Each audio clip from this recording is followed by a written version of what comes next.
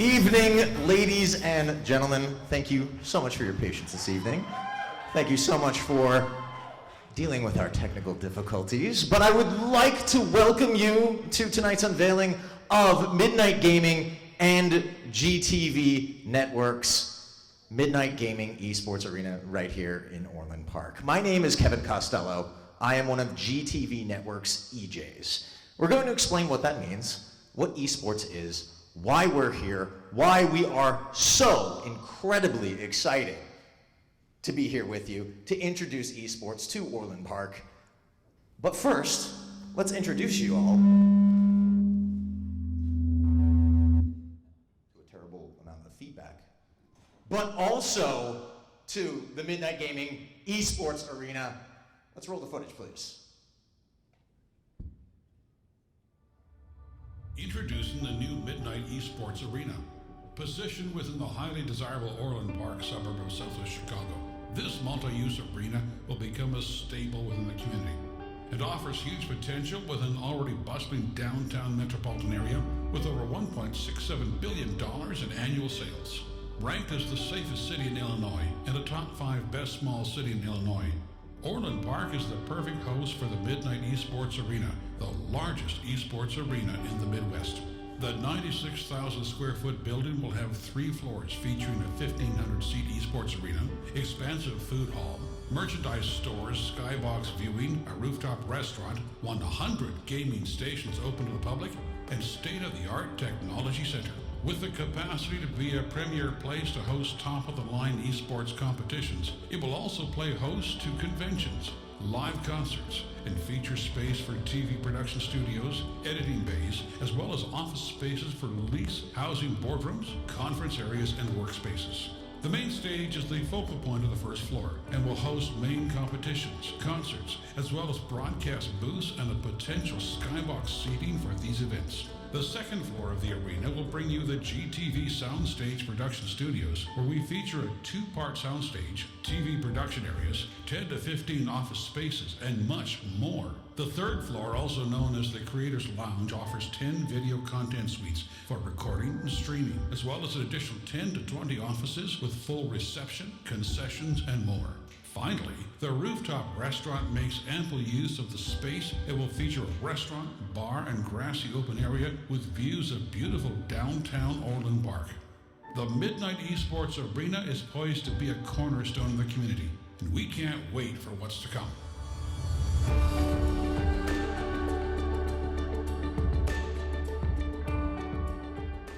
This building is set to be an incredible addition to Orland Park and an incredible addition to the esports entertainment landscape in the United States, becoming Chicagoland's preeminent choice for gaming entertainment.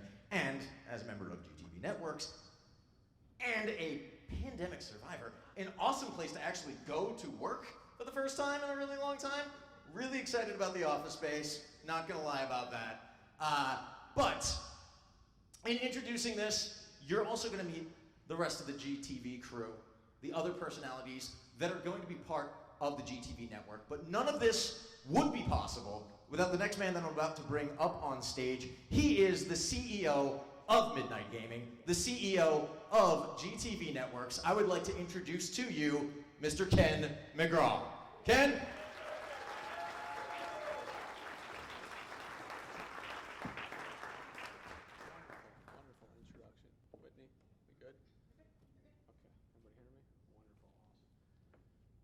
Tonight, guys, really appreciate that.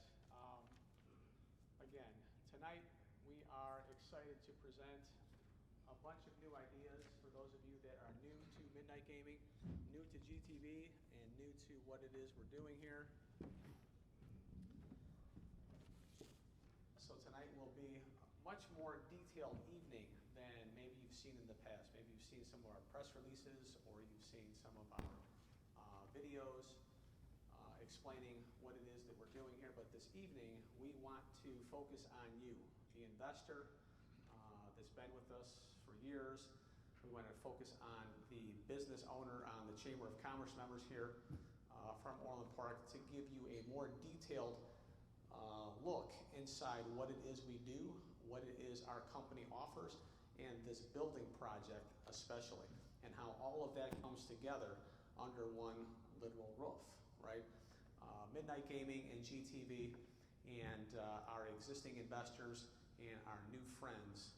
So tonight, give yourselves a hand for being a part of what's going on over here.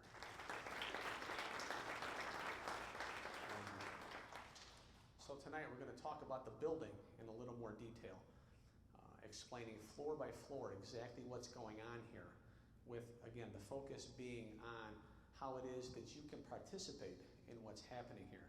This is not an announcement of what we're doing. This is an invitation to participate in what it is we're doing in Orland Park. So tonight, you being here, you're going to hear firsthand from us, from the people that are going to be working here inside of this space, so you understand more fully about the building itself. And it's more than just a real estate situation. It's more than just a building project. It's actually bringing some excitement, a new activities offering to the village itself that will really benefit all of us as a group together. But I want you to position yourself in a way where you see yourself participating with us inside of this building, whether it's as an investor, a small business owner, an advertiser, or a sponsor. But we want to, again, give you a lot more details tonight. Also tonight, we want to give you more insight into the business. What is Midnight Gaming? Who is GTV? And what is it that we do for a living? And I've brought some excited people along with me tonight that will be living inside this building. Okay. Our GTV EJs, right? That's their name. That will live inside this building. We're going to lock them in. We're going to have cots and graham crackers, and they will be living here. So when you think about the building and you think about GTV, these are the guys that will be working here every day. And that energy, that excitement, and that ability to reach out to people locally, regionally, and internationally, that's what we represent. So explaining to you more about our business and how it relates to exactly you today and what it is that you're doing. But again, I see a lot of existing investors in our company out here today. So your patience and you being with us for the past 5 years and everything that we're doing, giving you more information about the business of this building and this project, and the Village of Orland Park being behind what's happening here really helps all of us in achieving our goals.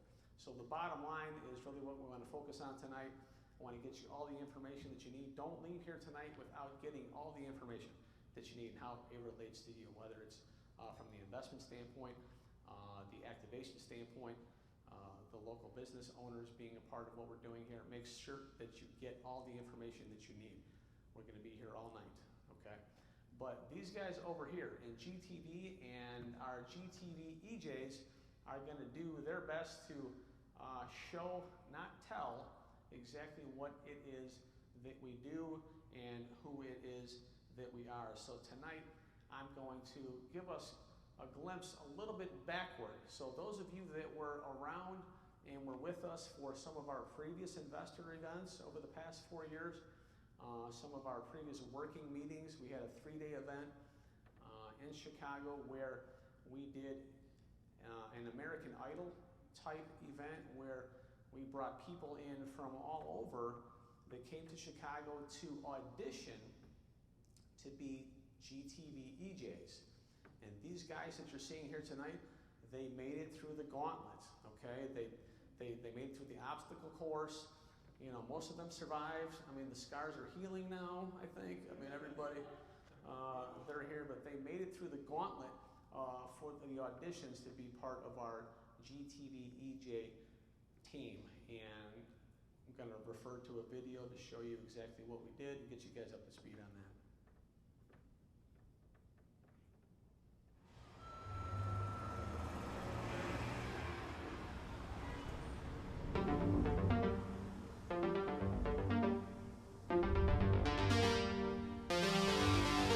Actually my first time in Chicago, and I am so excited. I would love to use any ounce of personality that I could to bring that community even closer together.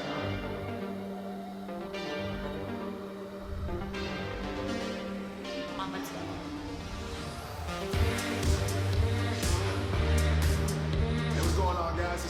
Simpkins here live at the GTV auditions. So this has always been a dream of mine. And I feel like I have a nice bubbly personality to really bring and captivate the audience, and I love to play games.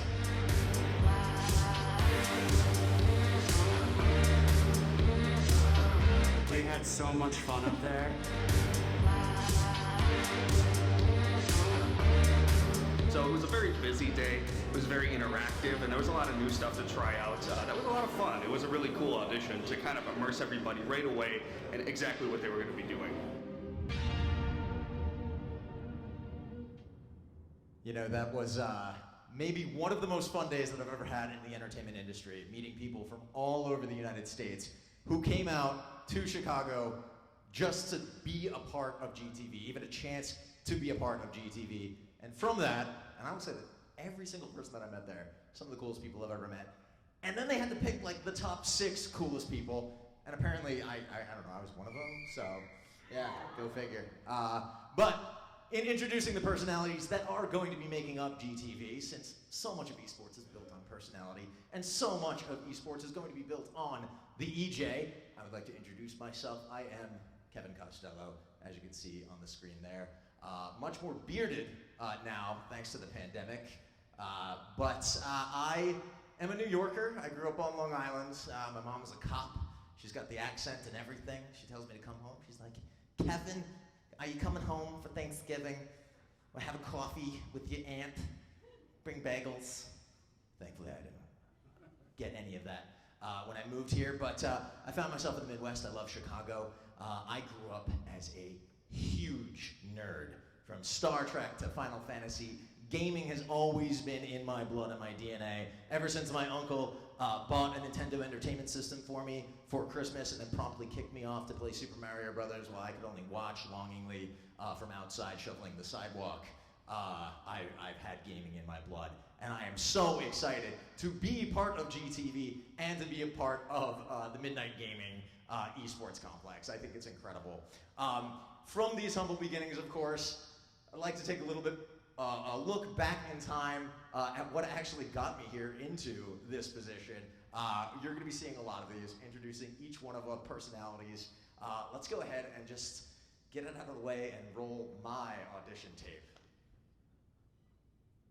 People are turning on their TVs to watch other people play video games, you know? But they've been doing it for years. They're going on their computer to watch other people play video games. Like, I watch tons of YouTube videos from like my favorite PvPers who are not only giving advice, but also showing off their 360 no-scopes, showing off the crap that I can't do in the game because I'm bad at games. And, you know, I mean, some people think I'm funny or annoying. It's one of those two, but I'm hoping it's the first, not the second.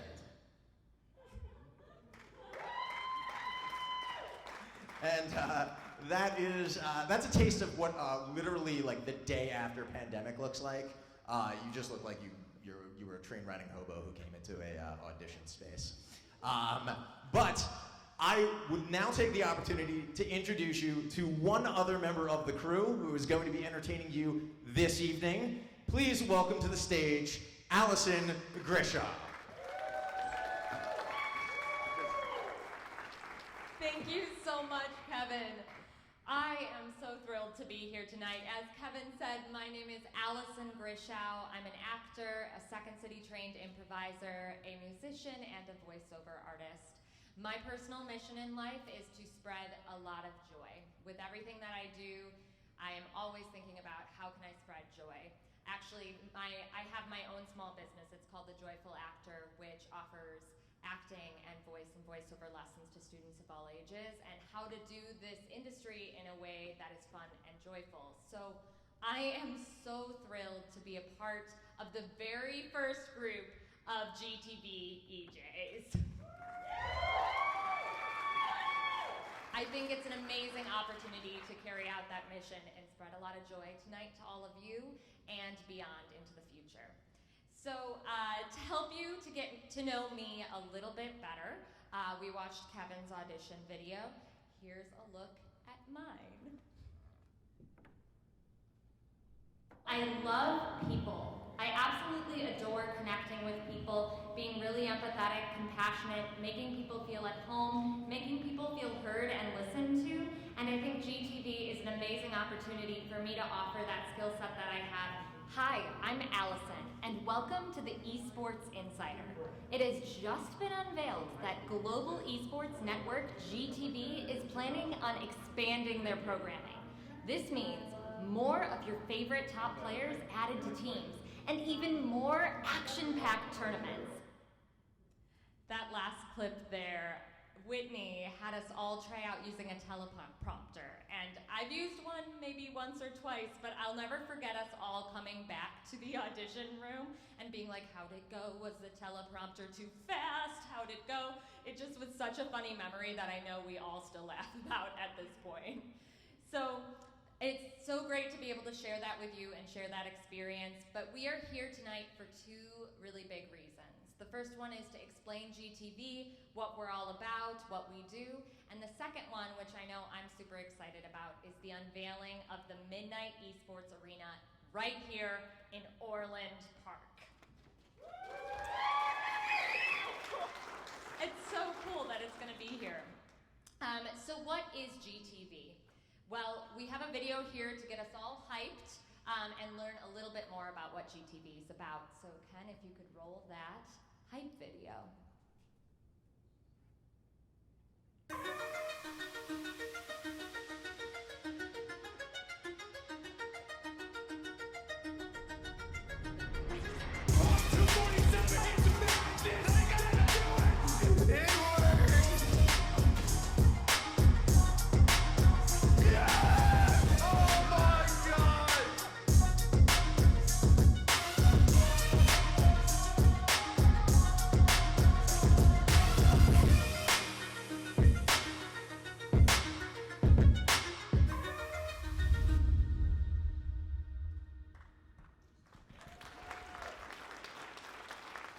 Our video content creators are just incredible. I saw that yesterday for the first time and I just got chills, and I got chills again watching it just now. It's so exciting. So to learn a little bit more, we have another video for you. We have a promotional video for GTV, so let's take a look at that now as well.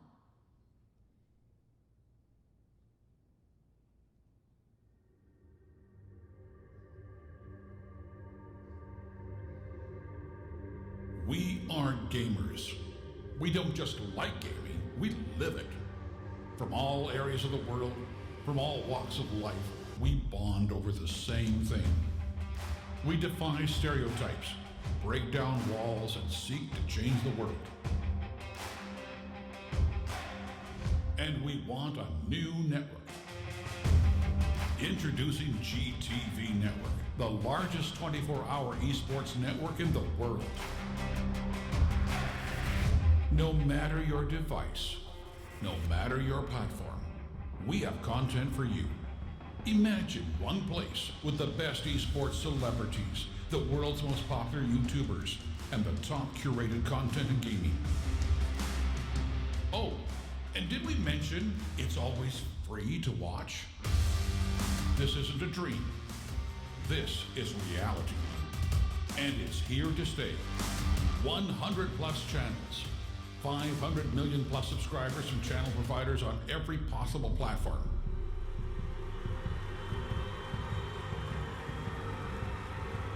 GTV is TV everywhere.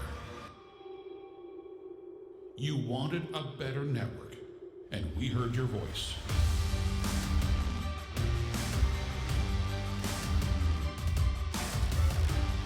Watch today on your platform of choice.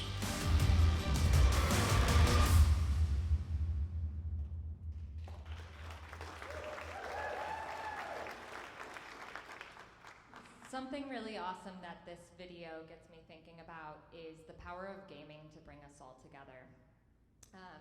It makes me think about at the beginning of the pandemic when my mom, my sister, and I were all in totally different states. We couldn't see each other. My mom decided to get a Switch and get Animal Crossing so that my sister, me, and my mom could all visit each other's islands in the game. Does anyone here play Animal Crossing or know what it is? Well, it's this really amazing game where your character can travel to other people's islands, and even if you're not there in person, it was amazing. There was this sense that we were together, the three of us, even though we couldn't be in real life in person. And we would explore each other's islands in the game and be on speakerphone while we did it. And I just will never forget that moment of being able to connect to my family members in a way that gaming made possible. And I think it's amazing that GTV has that mission of being able to connect us even further with gaming. And I'm so excited to be a part of it.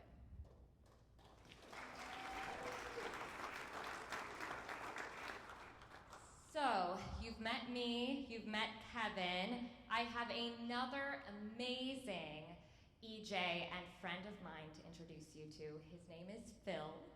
He has one of the best personalities in the world. He cracks me up. We've only known each other for a little while now, and already I'm just so excited to get to know him better. He knows so much about esports, gaming. This is Phil.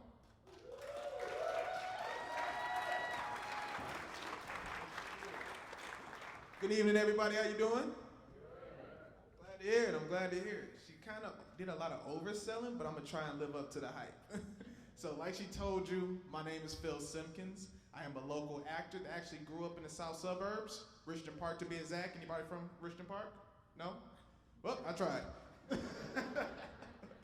I guess I must say that my passion for acting started back in high school when I was attending Rich Central High School. I also have experience hosting radio and TV shows from my days at the University of Missouri. Any Mizzou alum in the house? Nope. I'm trying. I'm trying. But you met my colleagues.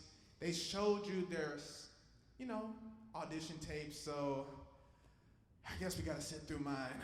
I apologize in advance.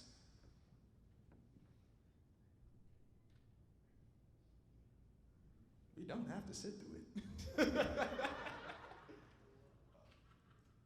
So this has always been a dream of mine, so I looked up to guys like Tom Joyner, Stephen A. Smith, Steve Harvey, guys who were able to transition both in acting, TV, radio, and being hosts. And I feel like I have a nice bubbly personality to really bring and captivate the audience, and I love to play games. Sitting here with my friend David Jordan. So David, we were talking about gaming, we were talking about all the things that we're interested in, but I have a question for you, David. You mentioned you have 6 kids. How you divvy up who gets the console first in the house?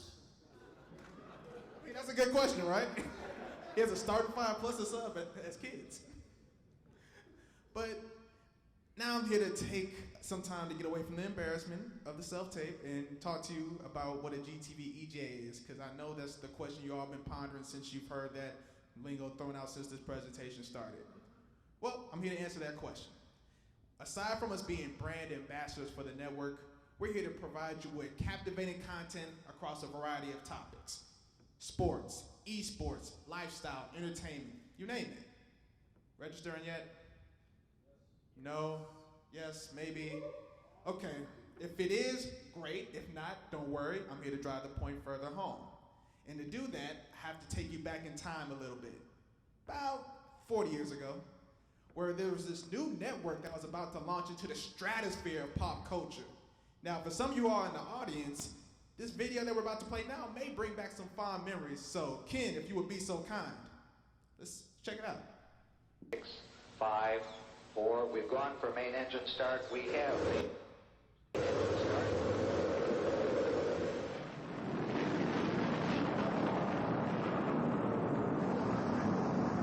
Ladies and gentlemen, rock and roll.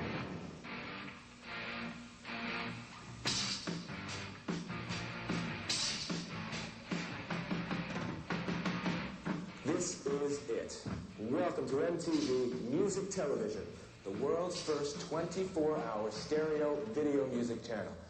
Just moments ago, all of the VJs and the crew here at MTV collectively hit our executive producer, Sue Steinberg, over the head with a bottle of champagne, and behold, a new concept is born. The best of TV combined with the best of radio. Now, starting right now, you'll never look at music the same way again. We'll be right back to introduce the other VJs and the other folks who are going to be with us on MTV.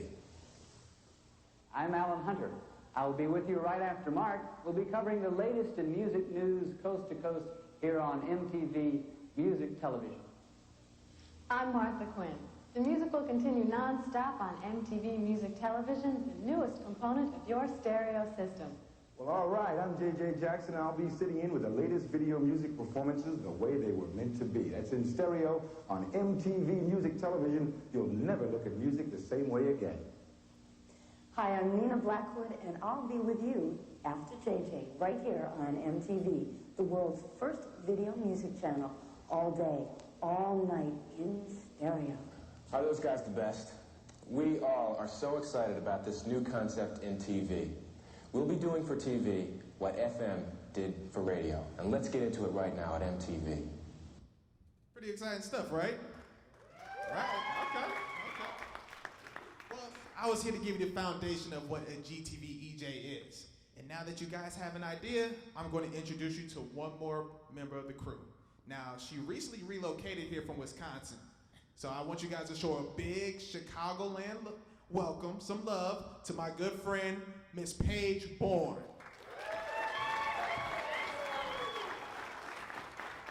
Oh, I like this. I should move to Chicago more often. Hey everybody, my name is Paige Bourne. I am an actor, comedian, host, and now I get to add EJ to that list. I want to share with you a little bit what our vision is at GTV. You guys, after GTV, you will never look at esports the same way again. We're gonna do for esports what MTV did for music. I'm talking the best of esports, the best of live streaming, entertainment, news, but all in one place. You could think of us EJs as like modern day MTV VJs. And speaking of VJs, I don't wanna be one to break a trend. I heard that they have my audition video, so why don't we go ahead and roll that tape?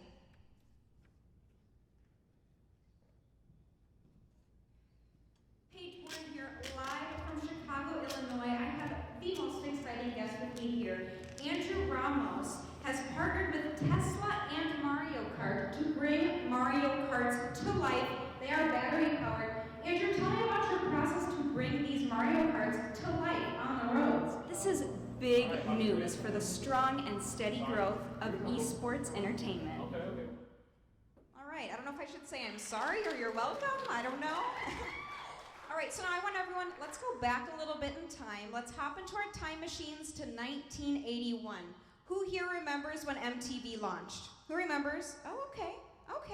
All right, well, I wasn't even born yet, but I can still tangibly experience today how MTV changed the landscape of entertainment. It's our goal to do that exact same thing with GTV. We are going to change esports forever by combining esports and television. That's 24-hour esports coverage, and if that wasn't enough for you, an additional 100 extra channels of content. It is going to be an absolute game changer for the entertainment industry. And speaking of game changers, I have another EJ friend of mine that I would love to introduce to you. Everyone, let's give it up for my man, Cooper Bone. Thank you so much, Paige. Thank you so much.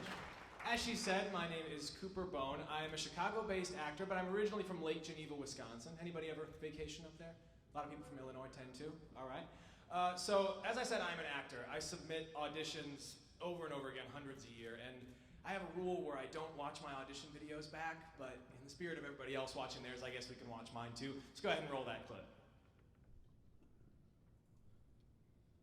I'm the hardest worker that I know, and if you were to take me on as a GTV host, I would give it all I got. I also love esports, I love gaming, it's my passion, it's what I do. I spend all my spare time gaming, and I would really love to be a host for GTV.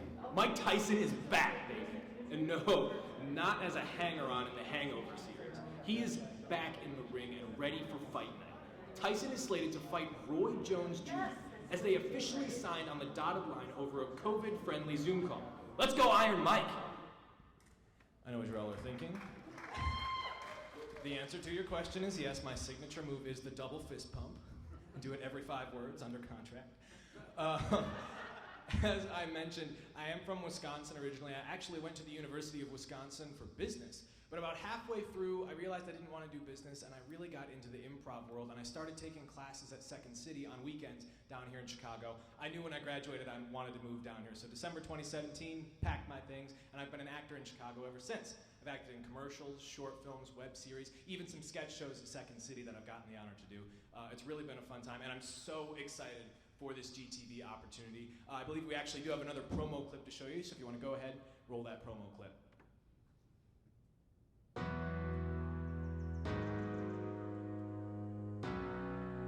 Welcome to GTV, esports TV everywhere. GTV is the world's premier 24-hour esports network. And the good news is, we're always free to watch. Available on every possible platform, including Apple TV, iOS, Google Play, Roku, and much more. We are your home for competitive gaming content, the latest esports news, world-famous celebrities, and the world's most popular YouTubers all in one network. Sound too good to be true? Well, it's not. We know gaming, and we want you to experience all that GTV has to offer. With over 100 plus channels, 500 million plus subscribers from channel providers on every possible platform, GTV has something for everyone. Download GTV today from your app store of choice or visit gtvnetworks.tv to watch today. As a person who has definitely spent 24 straight hours playing a video game before, I'm super excited for a 24-hour esports network. My video game journey started when I was about 5 or 6. I got my first Nintendo 64, and it's been a big part of my life, big part of my pastime ever since, and I'm so excited to be a part of this GTV opportunity. Now, I want to bring you up another person who's super excited to be an EJ for us. She is the most energetic person I know, and she has personally asked me to introduce her in my flawless British accent. So without further ado, if you'd welcome to the stage the One word to describe me would be Angelique Kate. That is so flawless, Cooper. Thank you so much. Thank you. That was a very warm welcome. Hi, everyone. My name is Angelique Kate. Yes, I have 2 first names. My mom actually named me after her all-time favorite TV show, an all-time favorite character in that show, a very campy vampire soap opera from the 1970s called Dark Shadows. I'm just thankful she didn't name me Barnabas. If that was her favorite character, I'd be in so much trouble. In any case, speaking of something else that should remain in the dark shadows, let's take a look at my audition tape.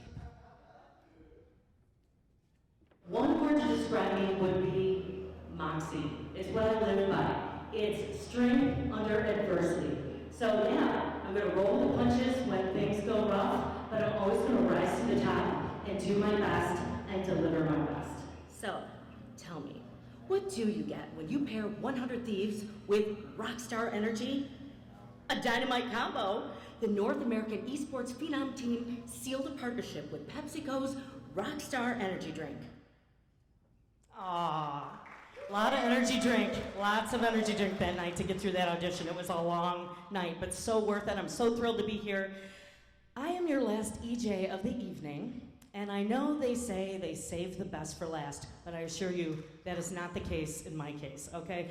I only went last. I was supposed to go second or third, but I'm only up here last because I had to shimmy into this dress, okay? With a giant shoehorn, some Crisco, and some industrial-sized duct tape that's all holding it together. I mean, look at it. It's all tape, smoke, and mirrors, so thanks for your patience. But seriously, I am honored to be among some of the greatest EJs and personalities that I've met in this network, and I'm thrilled to be here. I'm a comedic actress, a self-taught chef, a clinical massage therapist, a video game voiceover artist, and a bartender. I'm in the feel-good business, okay? That's right. And what I want you to feel good about tonight is being here with us, unveiling this fantastic project. Let's now turn our attention to what I want you to feel good about, which is this fantastic arena building. All right, it's got multi-buildings on one single site in a Main Street commercial district. There is shopping, there's unique boutiques, and there's a multitude of restaurants. And did I mention a rooftop bar? Come on, rooftop bar! Take it to the top, baby. That's my favorite. That's what I'm psyched about. So 96,000 square feet of esports arena, the future home of Midnight Gaming and GTV networks, where hopefully I will be a host of some kind of crazy comedic cooking show, maybe. But let's take a look at that glorious building montage footage of the Midnight Esports Arena. Introducing the new Midnight Esports Arena. Positioned within the highly desirable Orland Park suburb of southwest Chicago, this multi-use arena will become a staple within the community.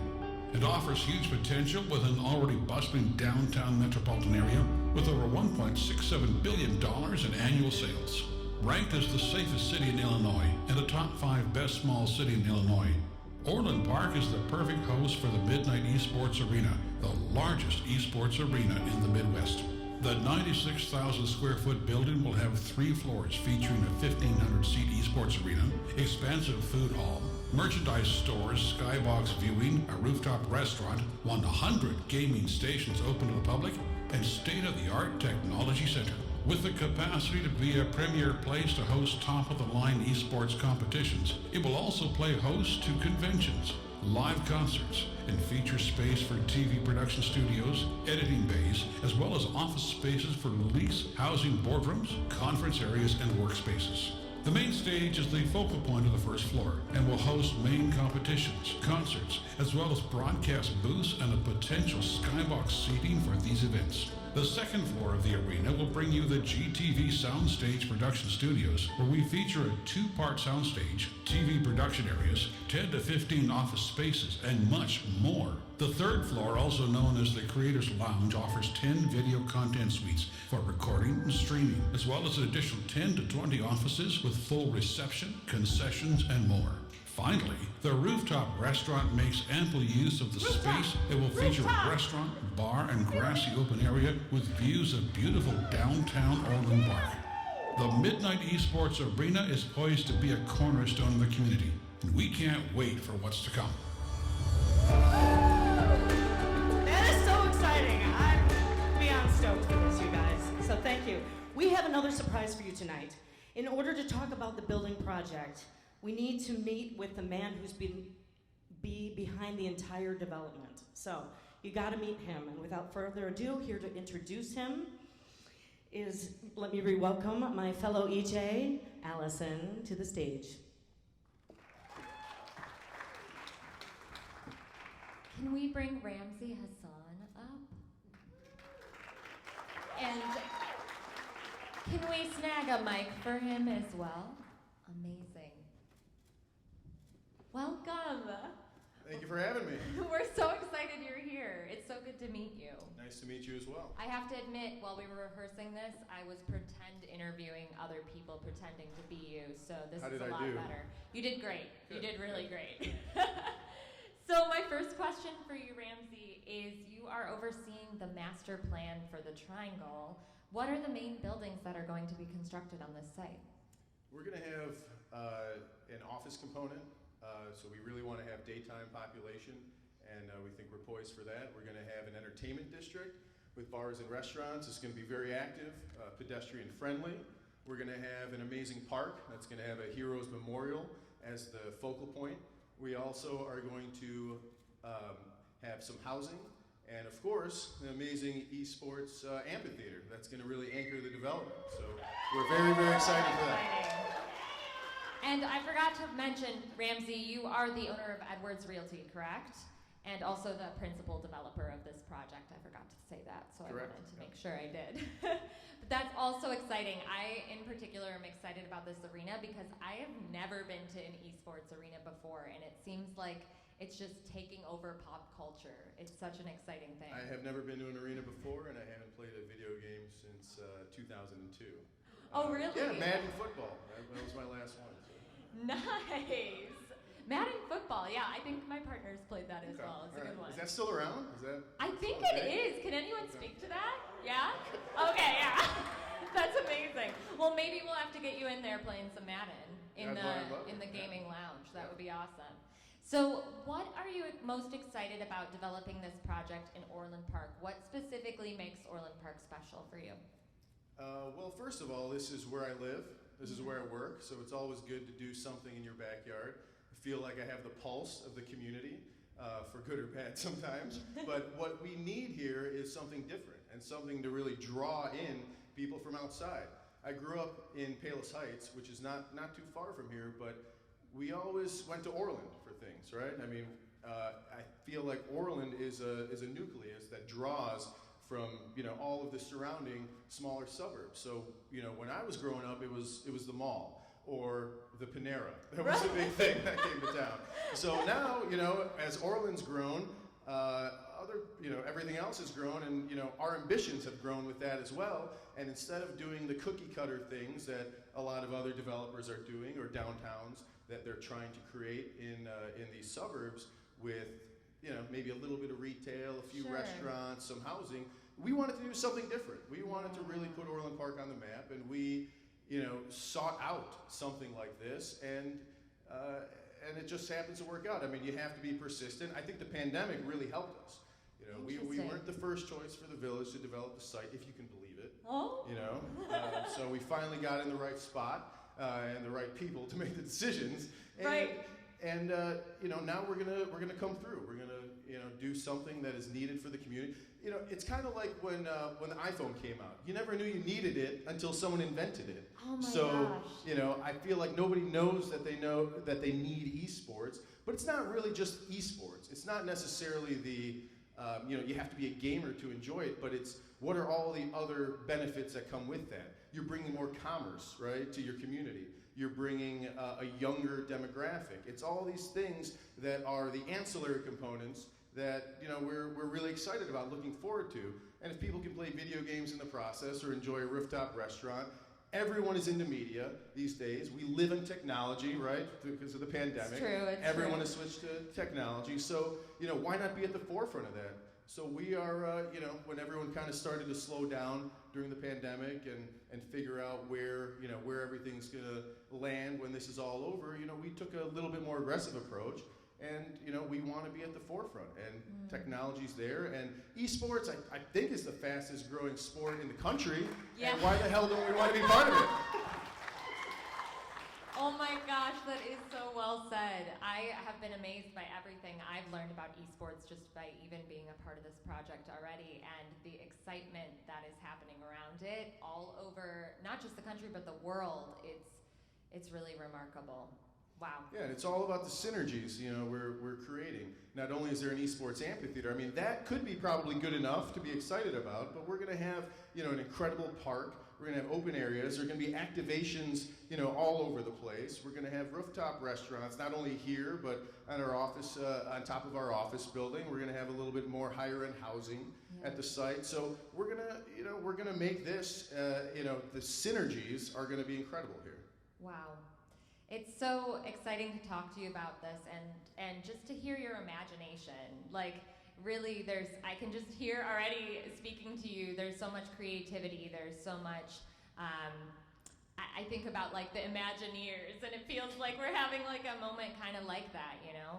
That's really exciting. We're definitely excited, and I don't know if you're aware, but I was promised if I build a $60 million esports arena, I'd get to be an EJ as well. Oh! Is that I mean, but the double fist bump was mine, Cooper, before you. I saw that. I mean, it seems like there's some excitement from our fellow EJs back there. We'll clear it with the team, but I'm into it. I'm into it, yeah. So how do you think that this business development will impact the local economy around here? The local... and local businesses. Local businesses? Well. I mean, it's gonna, you know, by doing this, you're gonna just raise the bar for everybody. And what I liked about, and what really drew me into this, and you know, I'm also the vice president of the Chamber of Commerce, and you know, we're always looking, you know, to help our small businesses. We have 500 businesses as part of the Chamber of Commerce, and much more that, you know, will be under our umbrella soon. But, you know, when in meetings with Ken and talking about what this building is going to entail, You know, he doesn't want to bring in, you know, which a lot of developers or other businesses do when they do these things. They have their contracts, their national vendors and all this, and they kind of squeeze out the little guy. You know, they're usually kind of on the outside and, you know, look at the big corporations making money, and that's not what this is about. This is really bringing it in from the grassroots, and that's what developments have become these days. You know, I mean, sad to say, because we do have a bunch of Starbucks in our portfolio, but that's not the coolest coffee shop around. The coolest coffee shop around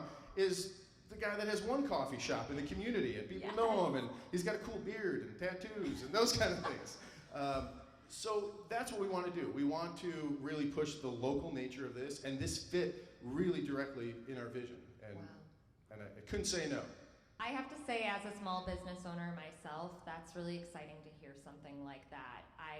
You're so right. Usually the excitement kind of comes around these bigger names and brands, and yes, those are important, but it's so beautiful to hear that GTV and this new arena is really emphasizing small businesses with us and what kind of magic we can make happen here in Orland Park. Exactly, and you know, this could be the next maybe Disney World. You know, we're going to create a lot of magic. Hey, I said Imagineers. You know, it's giving me that vibe. So I have one more question for you, Ramsey.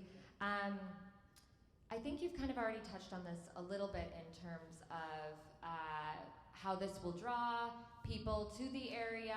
We talked a bit about how esports doesn't just have it has an international audience for it. But what will this development do for the local residents of Orland Park and the surrounding areas? Well, you always want to have a strong, you know, business community. Any community has to be well-rounded. So, you know, we don't have something like this. We have a lot of other things, though. That's what made us, you know, what we are today. And, you know, community of almost 60,000 strong. We're approaching $2 billion in, you know, in sales and buying power and all these things. But, you know, we need that entertainment component. And, you know, this is specific kind of for my demographic. So it's easy when you live it, you know, too, right? You're like, hey, where are the cool places to eat? It's not so much TGI Fridays anymore and some of those cookie cutters. I hate national tenants.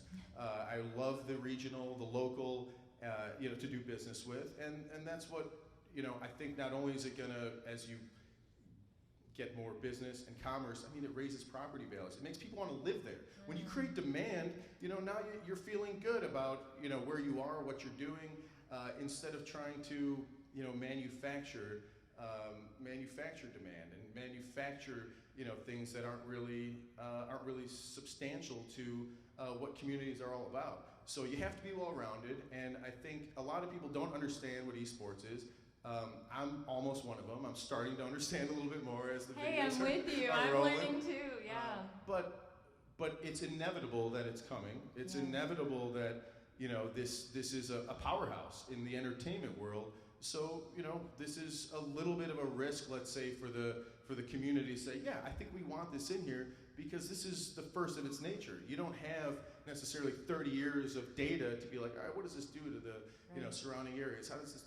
But you can look at different amphitheaters, different entertainment projects, stadiums, those kind of things, and what that does for the community. Now, if you notice, a lot of the stadiums, like you know, sports stadiums, it used to just be a giant stadium in a sea of parking, right? That was the model.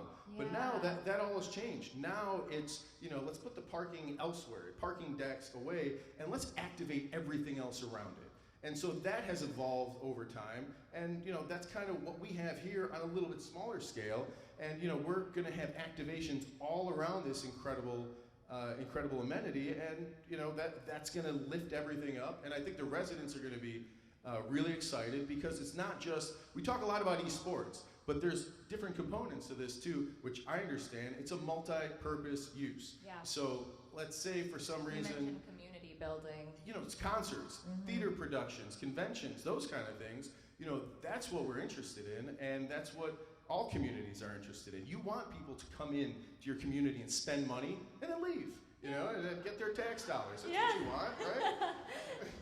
Well, and we said with the international audience, that's what people will do to visit. I know when I go on vacation, I want to see all the local things that are in that area. I want to experience that, and to have a building that will have a taste of all those different elements of Orland Park.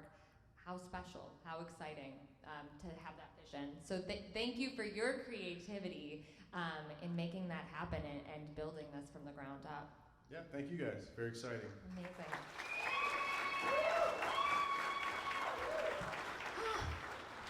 What a cool guy. I met him literally just now, so it's awesome to get to hear all about this project and learn more about the mission behind it and the vision that GTV has. I have another person well, you've already met him actually. He's our MC for the evening. I'm gonna bring back up Kevin Costello. Thank you so much, Allison. I actually brought my own mic this time. Let's hear it again just for Allison's great work. Ramsey, all of your work, a great interview, a lot of information. Thank you so much. Ramsey touched on a lot of really great, interesting points, and one thing that really stuck out, just this idea of like, you really don't know sort of the importance of this new thing and how game-changing that is.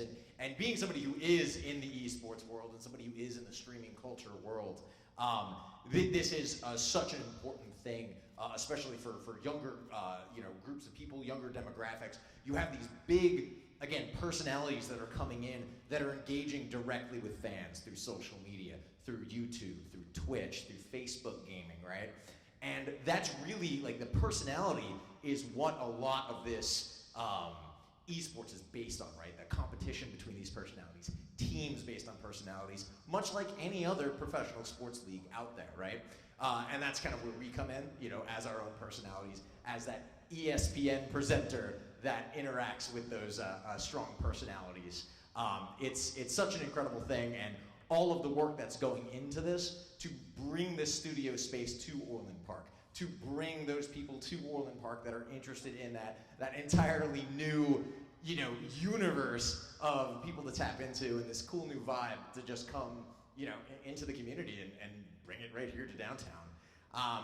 So with that, that level of visionary, I want to bring back the visionary who is in charge of Midnight Gaming and in charge of GTV Networks, Mr. Ken McGraw, and his absolutely fantastic jacket.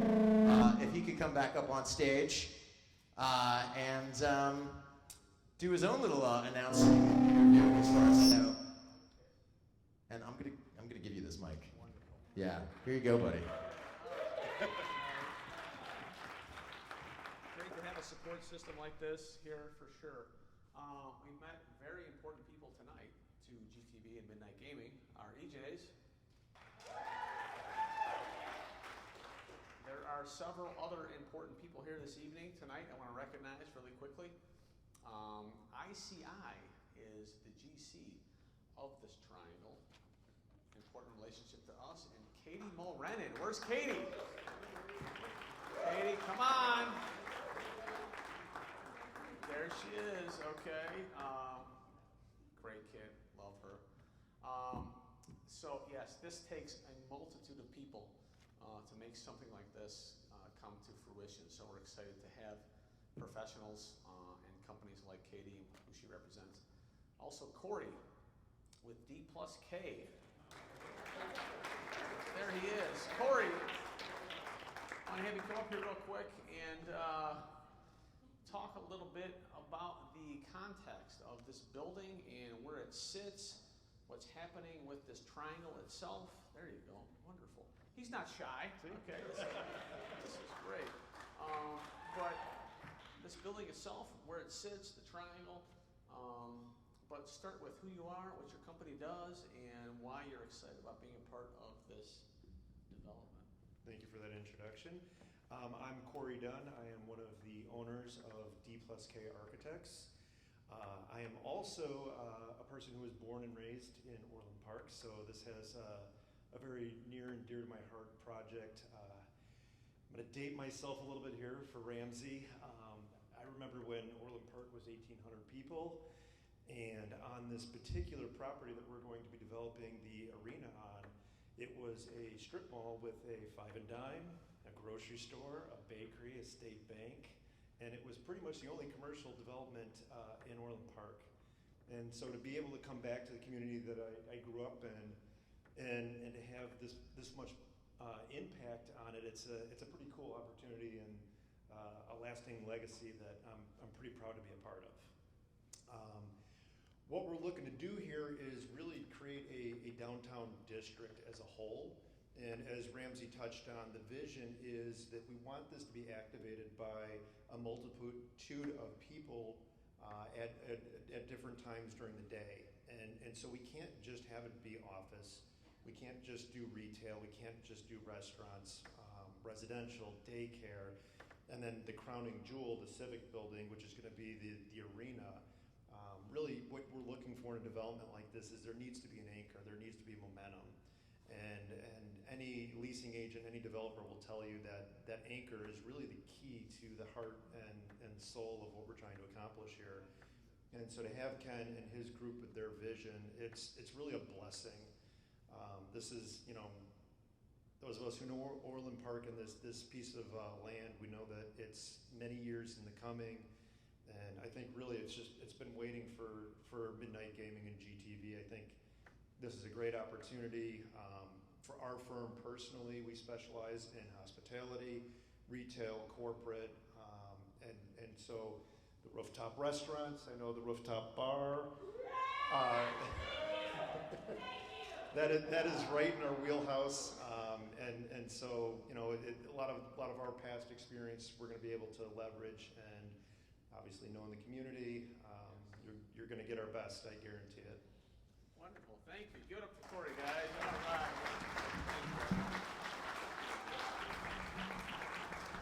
Wonderful. So again, this is a group effort. Nothing is done here individually or by one particular company. Everybody involved with this community is going to make this a tremendous success, but also somebody tremendously important to this project itself is the leader of the village here today.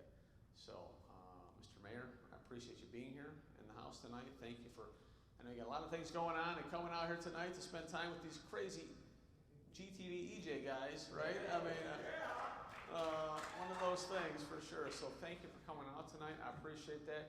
And if you got a second, I'd love to have you come up here and answer a few questions. Everybody welcome the mayor as he comes up here tonight. Okay.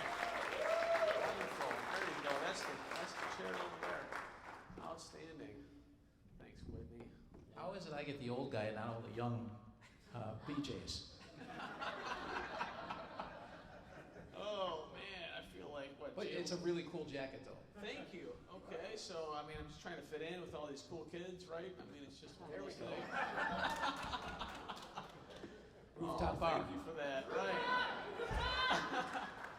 A lot of people excited about the rooftop. That's definitely for sure. At least one. At least one. No. So no. What I am really encouraged about is having the support of everybody locally here. Okay.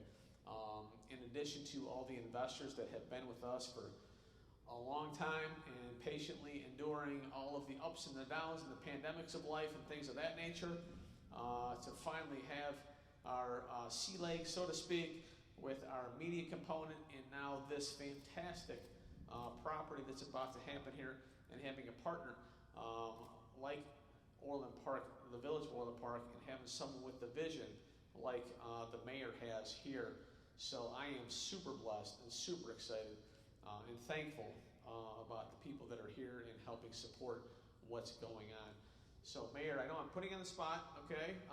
We got the bright lights and we got the backdrop and all this kind of cool stuff, but I know that you're a man of understanding and a man that understands what works and what doesn't, right? So the Village of Orland Park has obviously been here for a while, okay? They have the Chamber of Commerce. We have businesses that have been established here for a while. But you, as now the leader of what's happening here for the future of Orland Park, I want to give a couple questions to you about your particular vision for Orland Park itself, and maybe how this development in this triangle, which is really the last cool spot in Orland Park that needs to be developed, right? And why this right here fits into what you see for the future of Orland Park and how this works together. Well, we're a fairly mature community. We're we're not growing fast like we did in the 70s and the 80s, and we don't have a lot of room for growth anymore. Maybe 15, 20% of the town can still be filled up, and most of that will be with housing. And we need to transition. A lot of towns, they grow for 30 or 40 years and then they die. And we see that a lot. We see that, near Chicago. You see that, in some of the suburbs closer to Chicago. So we have to think about how are we going to transition to the future? How are we going to take a community that, has an average age that's almost 10 years older than the average age in the state of Illinois? How are we going to transition that so that we get more young people in and we get a new group of families to come in? And part of that is to rethink how we do some things. And the Triangle in particular, the downtown Triangle, has been sitting and languishing for some period of time because government tried to redevelop it. And frankly, government sucks at development. I get a hand on that, right? You agree with that, Ramsey? How refreshing to hear that from a politician. So what we said is, let's get it out to some professionals with the ideas and the thought. I certainly don't have every idea. I would have never thought of e-gaming, but we're open-minded and listening to people who want to bring things in, and we're willing to embrace new ideas, and I think that's critical for Orland Park. And this is going to be great as far as bringing young people here, bringing young families here, gives them something to do. We already have tons to do here. We have 15,000 acres of forest reserve. We have 650 acres of parks. We have places where you can kayak. You have bike trails that connect everything. We have all the shopping and dining you could ask for.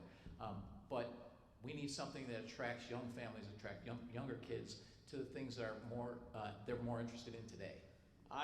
Wow, okay, that's refreshing, okay? I mean, give me your hand on that, just for his candid comments. That's wonderful, right? That's outstanding.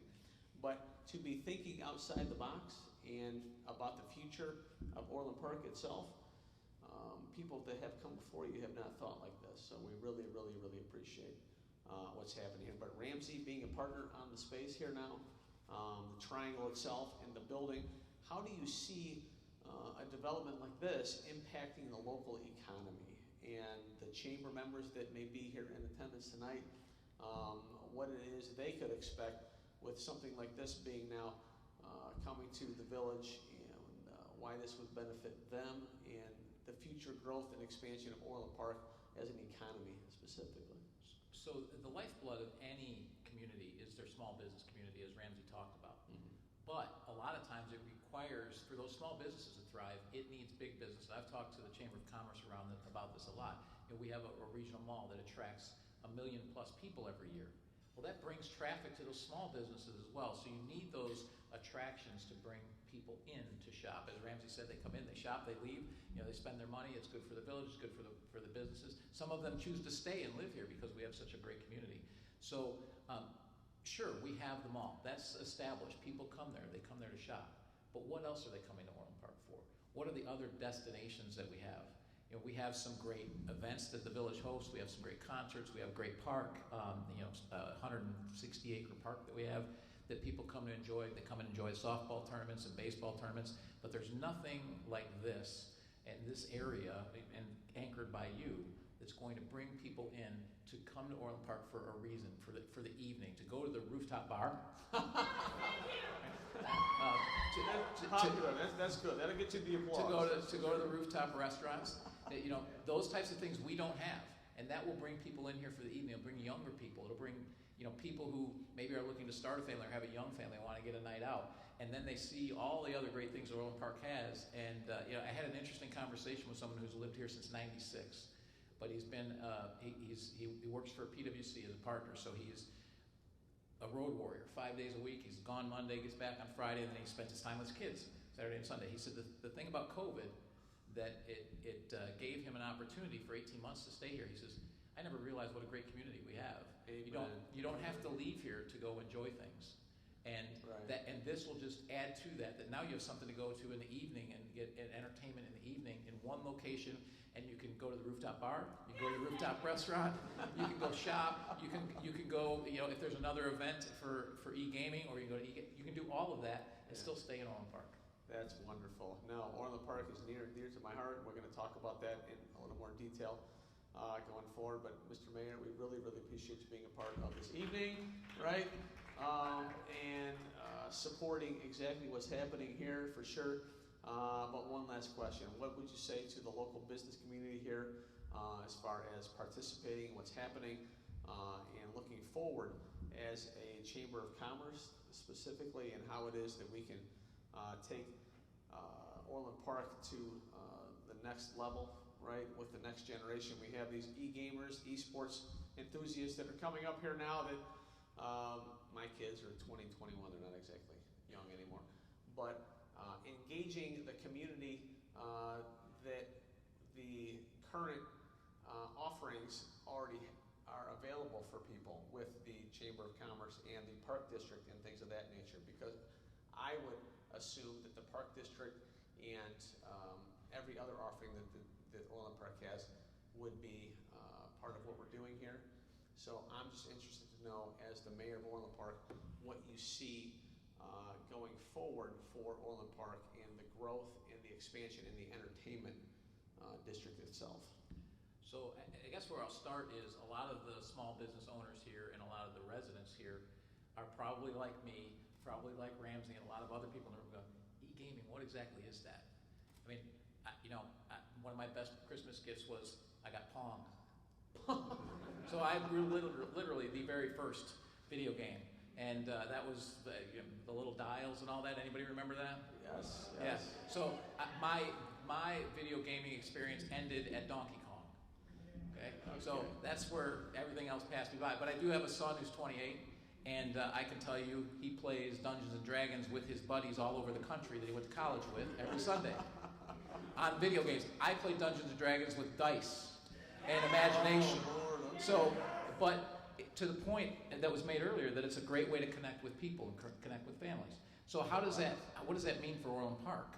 Well, what it means is you have people coming into Orland Park to experience Orland Park, to shop at your businesses, to get involved with your business. You get involved with this, and you're going to see those people going to your businesses and help your businesses thrive.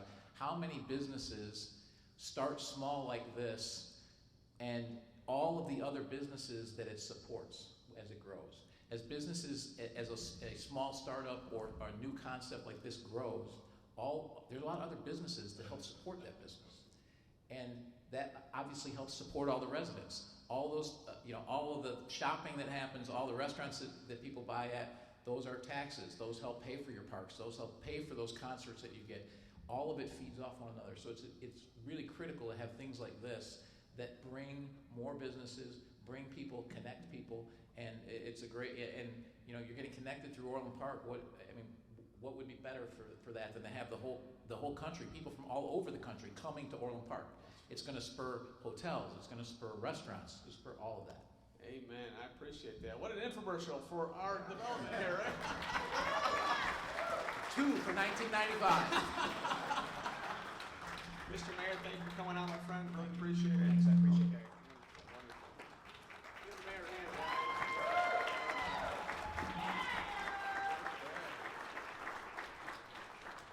Wonderful. So this is fantastic to have this support from the local community and everybody here with the chamber and things of that nature. What I want to get to now, let's roll that beautiful beam footage again, that building montage video really quick, so we can get into more of what exactly this building is that is the attraction like the mayor talked about. So Ken, go ahead and roll that again. Introducing the new Midnight Esports Arena. Positioned within the highly desirable Orland Park suburb of southwest Chicago, this multi-use arena will become a staple within the community. It offers huge potential within an already bustling downtown metropolitan area with over $1.67 billion in annual sales. Ranked as the safest city in Illinois and a top 5 best small city in Illinois, Orland Park is the perfect host for the Midnight Esports Arena, the largest esports arena in the Midwest. The 96,000 square foot building will have 3 floors featuring a 1,500-seat esports arena, expansive food hall, merchandise stores, skybox viewing, a rooftop restaurant, 100 gaming stations open to the public, and state-of-the-art technology center.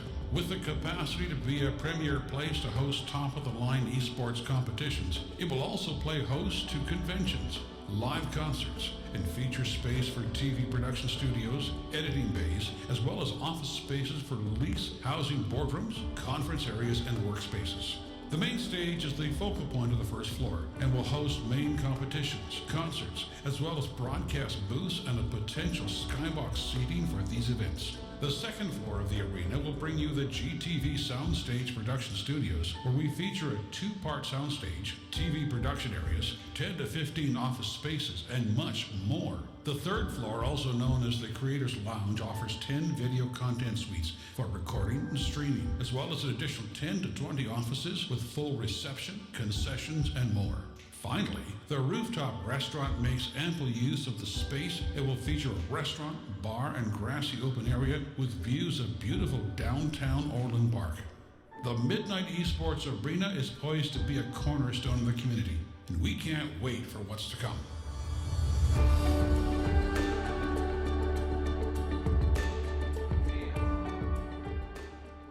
I can't wait for what's to come. This is going to be fantastic. I'm so excited about it.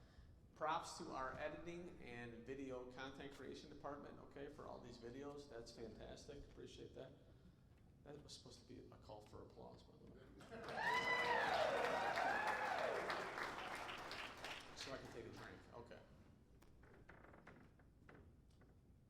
Well, as I promised before, I want to get into more detail about the floors themselves and the specific building itself. We've done a lot of hype about what's going to happen here, how cool this is. Now I'm going to get into a little more detail, a little more granular about each floor specifically, so that our local businesses, our chamber members, our content creators, our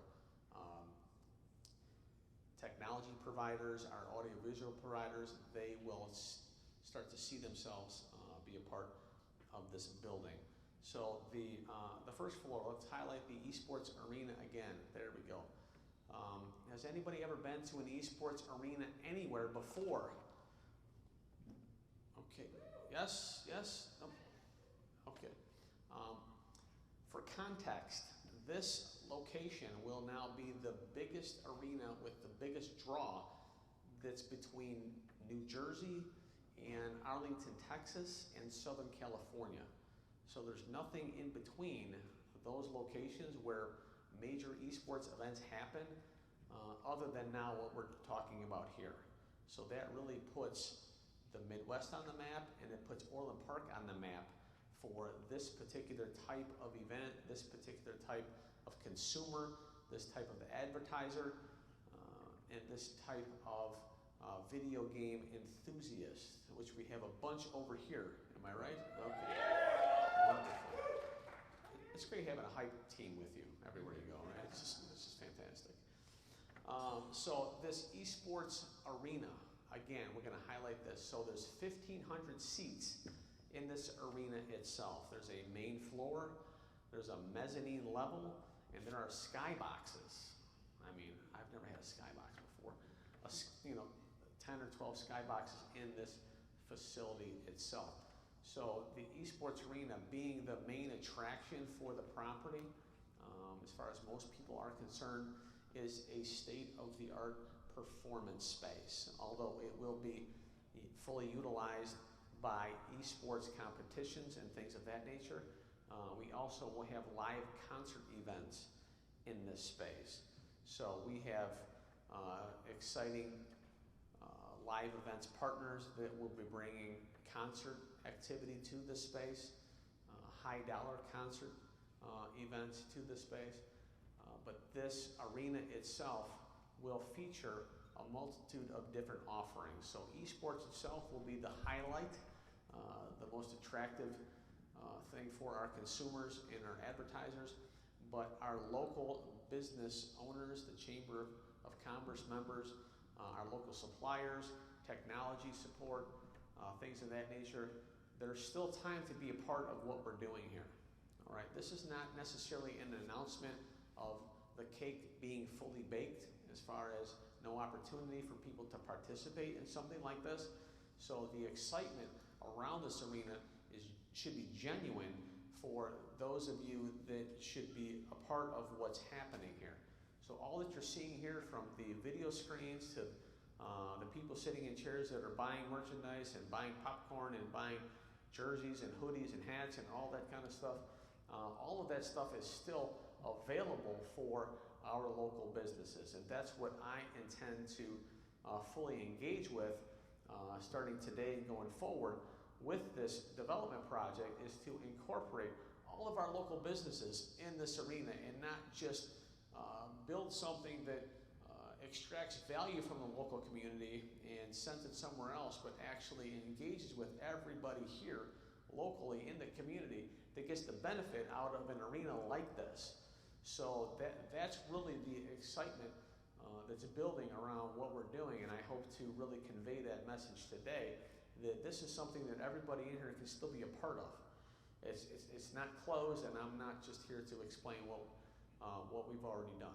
So the excitement around the arena and the reach that this arena has, and the events that will be hosted here, is advertising to a key demographic. And chamber members, local business owners, local business community, we're all interested in the same demographic, people that buy stuff, right? I mean, that's really what it is. But this esports market, the esports demographic, is highly desirable for any business, any industry, no matter what it is that you do. This group, this demographic, is highly active and is involved and will be more involved with the local community here when we start to promote all of you being a part of this facility. So we're super excited about that.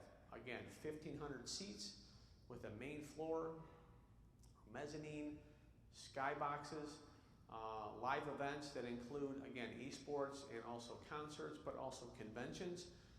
This space will be completely available for anything that currently happens inside the Village of Orland Park.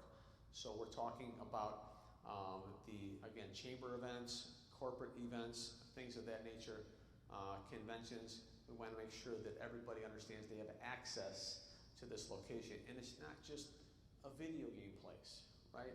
But that is what really draws the eyeballs and draws the participation from people locally, regionally, and internationally. So the first floor, this is the feature, obviously, of the first floor itself. So I think I mentioned this at our last event with the mayor at the Village Hall, was to understand exactly what percentage of every dollar that the local community, local businesses actually capture with an esports event. 80 cents on every dollar comes from outside of the local region. So it's bringing in brand new customers, new eyeballs, new consumers that you didn't have access to before. But now, because this is here, you're able to engage with consumers all over the world. All right. So the connection that I hope to make tonight is not necessarily real estate related, which that's important with these events, but it's also with our company and what we're doing here in this building, because the advertising component, the marketing component is actually more valuable than the in-person viewer, the in-person participant. The advertising and marketing component that GTV offers and that esports offers, generally speaking, is access to a consumer, to a key demographic that may be located in another country that still wants to buy the stuff that you have. I hope that makes sense. To me, I'm excited about that for all of us. But conventions, yes indeed, we want to make sure that it's open to everything that's happening inside the village, and that would be a good thing. The esports lounge. There we go. Okay, on the first floor of this property, getting off the train station, which is a wonderful development. Let's give the village a hand for redoing that whole train station project. That was fantastic. Okay. That train station is wonderful. When you get off the train, you will be stepping off the curb and into this building. Now, the first thing you're going to encounter is this 100 game station esports lounge. And if you're not familiar with what an esports lounge is, it's really a community gathering place. whether you know it or not. So the 1,500 seat esports arena is very much a weekly or monthly or annual event location. This place right here, this esports lounge, people come here every day from the surrounding communities. So this right here is an access point for all local businesses to reach the people that are gamers, that don't have the best computer at home, that don't have the best monitor at home, that want to meet local gamers that like what they do, okay, and they're into the same games. This is a meeting place that's different from hanging out in wherever they're going to hang out. This right here is the modern day, food court, we'll call it, okay. This is the modern day connection point for the local people that are interested in these things. So local businesses, Chamber of Commerce members, this space, whether you know it or not, is highly valuable real estate to present your message, to reach people that are interested in esports and fit inside that key demographic that all of us as business owners are interested in. So again, we're still looking for and seeking the best possible partnerships for people that want to work with us to supply these things that you see in this picture: the monitors, the chairs, the computers, the technology components. And there's also room for sponsorship opportunities, branding, marketing, things of that nature. Right here, again, this is the way to reach that demographic that is highly desirable for all of us. So that's part of the main floor itself. On the first floor, the food hall and merchandise store. This right here also, obviously a gathering place, right? The food hall where people can come and get the local fare, okay? Like myself, Ramsey, we're all interested in highlighting locally sourced everything, locally sourced businesses, locally sourced products, things of that nature. So we're not interested right now in getting the Starbucks of the world, the major corporate America brand names of the world. We want these 8 restaurants to feature local businesses, and these things are still available. We want to make sure that we, again, highlight the local business community. Same with the merchandise stores. It's not just about selling hats and hoodies for esports teams, although I have a lot of that stuff, having an esports organization. But the merchandise stores, we want to feature the local business owners, the local Chamber of Commerce members with these merchandise stores. So these are all entrees for everybody to get involved in what's happening here. So again, don't think that anything is settled. You don't have an opportunity to be a part of it. You can be in any one of these things that you're seeing here today. Kiosks. So if you don't secure one of those 8 restaurants that we talked about, which is a full-service restaurant, they've got the kitchens, the food service. It's not just food warmers. I mean, it's a full-service kitchen where any restaurant that's a part of this will have a full-on restaurant capability. But the kiosks, we intend to make those as plentiful as possible without being obtuse inside of this arena. The concourse areas on the first floor, on the mezzanine level, with the skyboxes, we want to include all those vendors and local businesses that don't have a full-on restaurant in the facility. The kiosks are available right now. So those things are up for discussion, and we welcome those conversations in any way, shape, or form. So those right there, they're on wheels, I believe, and they're about 10 by 8 or whatever. But again, we want to engage as many local businesses as possible inside of this arena. So there's booths, kiosks, short-term rentals, and things of that nature. But, okay, some people were really bored by that. I know you guys were kind of bored by all that. But that's the first floor, okay? And you have seen the images in the lobby of the glass facade and all of that. And we can give a shout out to Corey again for putting all that together. Corey, D+K. There we go. Okay. Corey and his guys have been fantastic. Okay, putting things together for us, understanding what our vision is and putting it on paper. He's been extremely patient with us for what it is that we've been demanding of him going forward. But the first floor of this is very, very inviting. So whether you're getting off the train and going in to get a hamburger and whatever it is, going up to the rooftop bar and getting a drink and getting... There we go.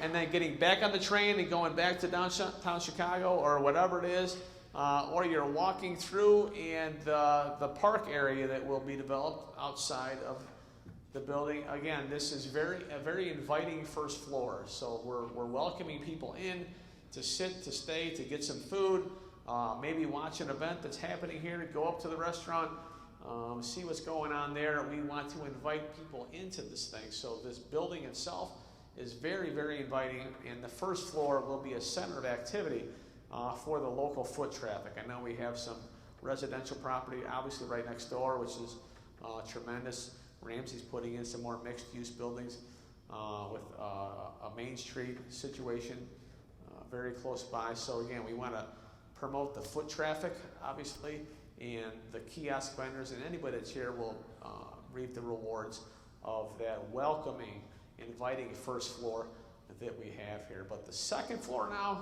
okay, this is where the crazy people live. And yes, this is my EJ's here. This will be the home of GTV, all right? So I'm excited about it as well. We will occupy this second floor. There will be two, not just one, two full sound stages on the second floor where we have the ESPN of esports desk, and we have the interview desk, their interview couches for GTV. So a full-on broadcast TV production studio on the second floor, which is the home of Midnight Gaming, as well as GTV. So real quick again, anybody that's involved with this building has access to all of the high technology that we're going to be offering here. But the second floor will be the home, again, of these guys. We're going to lock them in. They can't get out until they produce good content and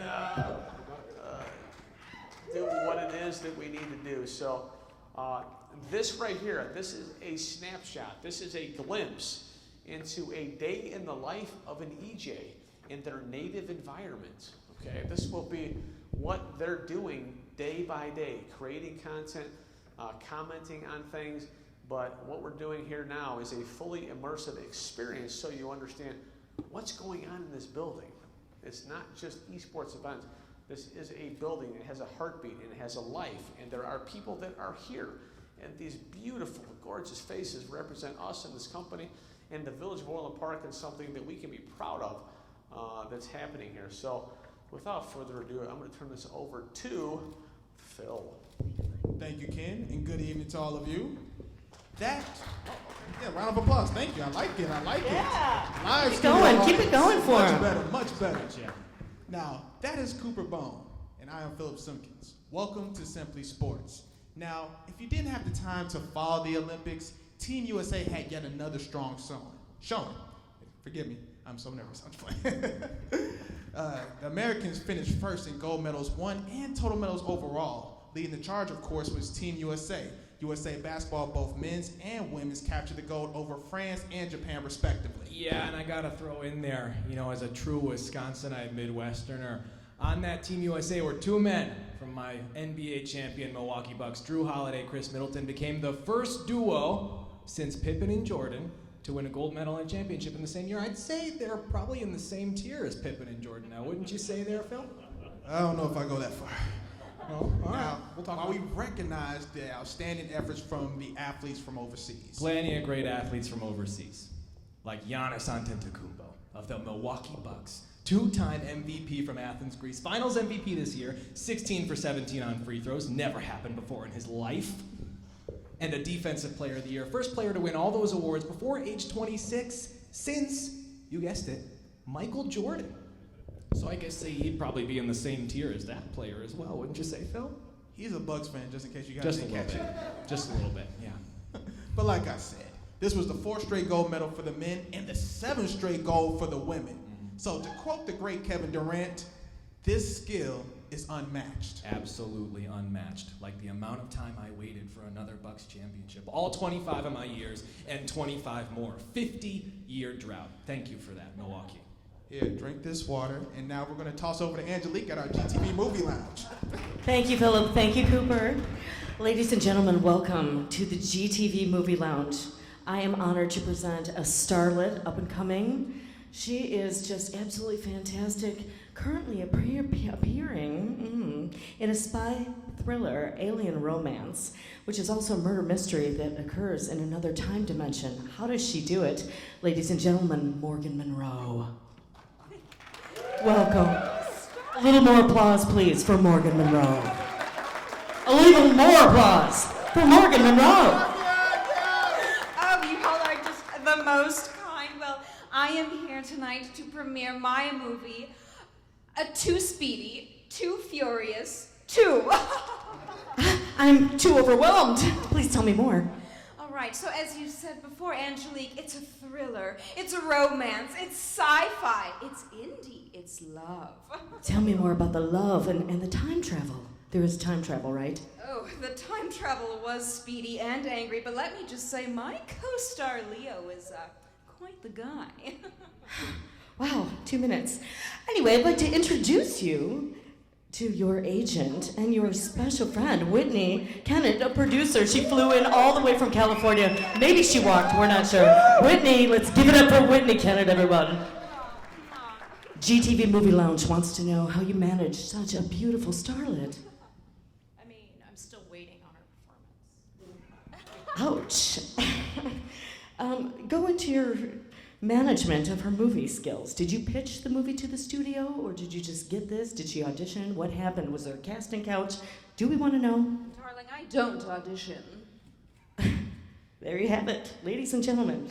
Okay, well, thank you very much, and thank you very much. We're now going to throw it over to the gaming lounge. Take it away, Allison. Oh, well, we are having a great time over in the gaming lounge here. I have my friend Kevin, a professional esports player here. Kevin, can you tell us a little bit about the game that you're playing? Is it the one where you kill the zombies or collect the bells? Yeah, well, we're actually going in, we are doing the Back for Blood beta right now. This is Volition Software's new shooter. We're doing the PvP mode, seeing if it has any like competitive edge to it right now. And I would say it's going better, but apparently all of my teammates have their monitors turned off because they can't hit anything. So would you say that you're winning? That would be a bold call right now. No, we're definitely not. But I'm doing pretty well. What's interesting here, though, is that this game relies so much on teamwork that if nobody's pulling their weight, you all kind of suffer. And I'm just getting a chance to suffer immensely right now. Well, thank you, Kevin. We hope that you suffer a little bit less in this next round. And I'm going to throw it back to Paige. And she has another interview for us with a fantastic other guest for this evening. Well, thank you, Allison. I should clarify, the wig is off, the glasses are off. This will be a real interview this time. I am so fortunate to welcome back really the man of the hour tonight, the CEO of Midnight Gaming and GTV. Let's welcome Mr. Ken McGraw back to the stage.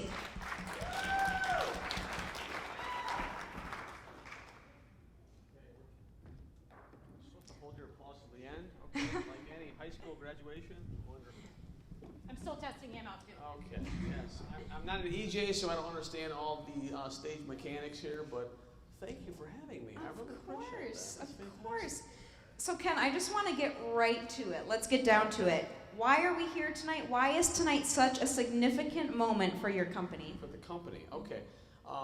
There are people here that have been with us for a long time, right? So it's significant in my mind because it's significant to the people that have supported us up until now.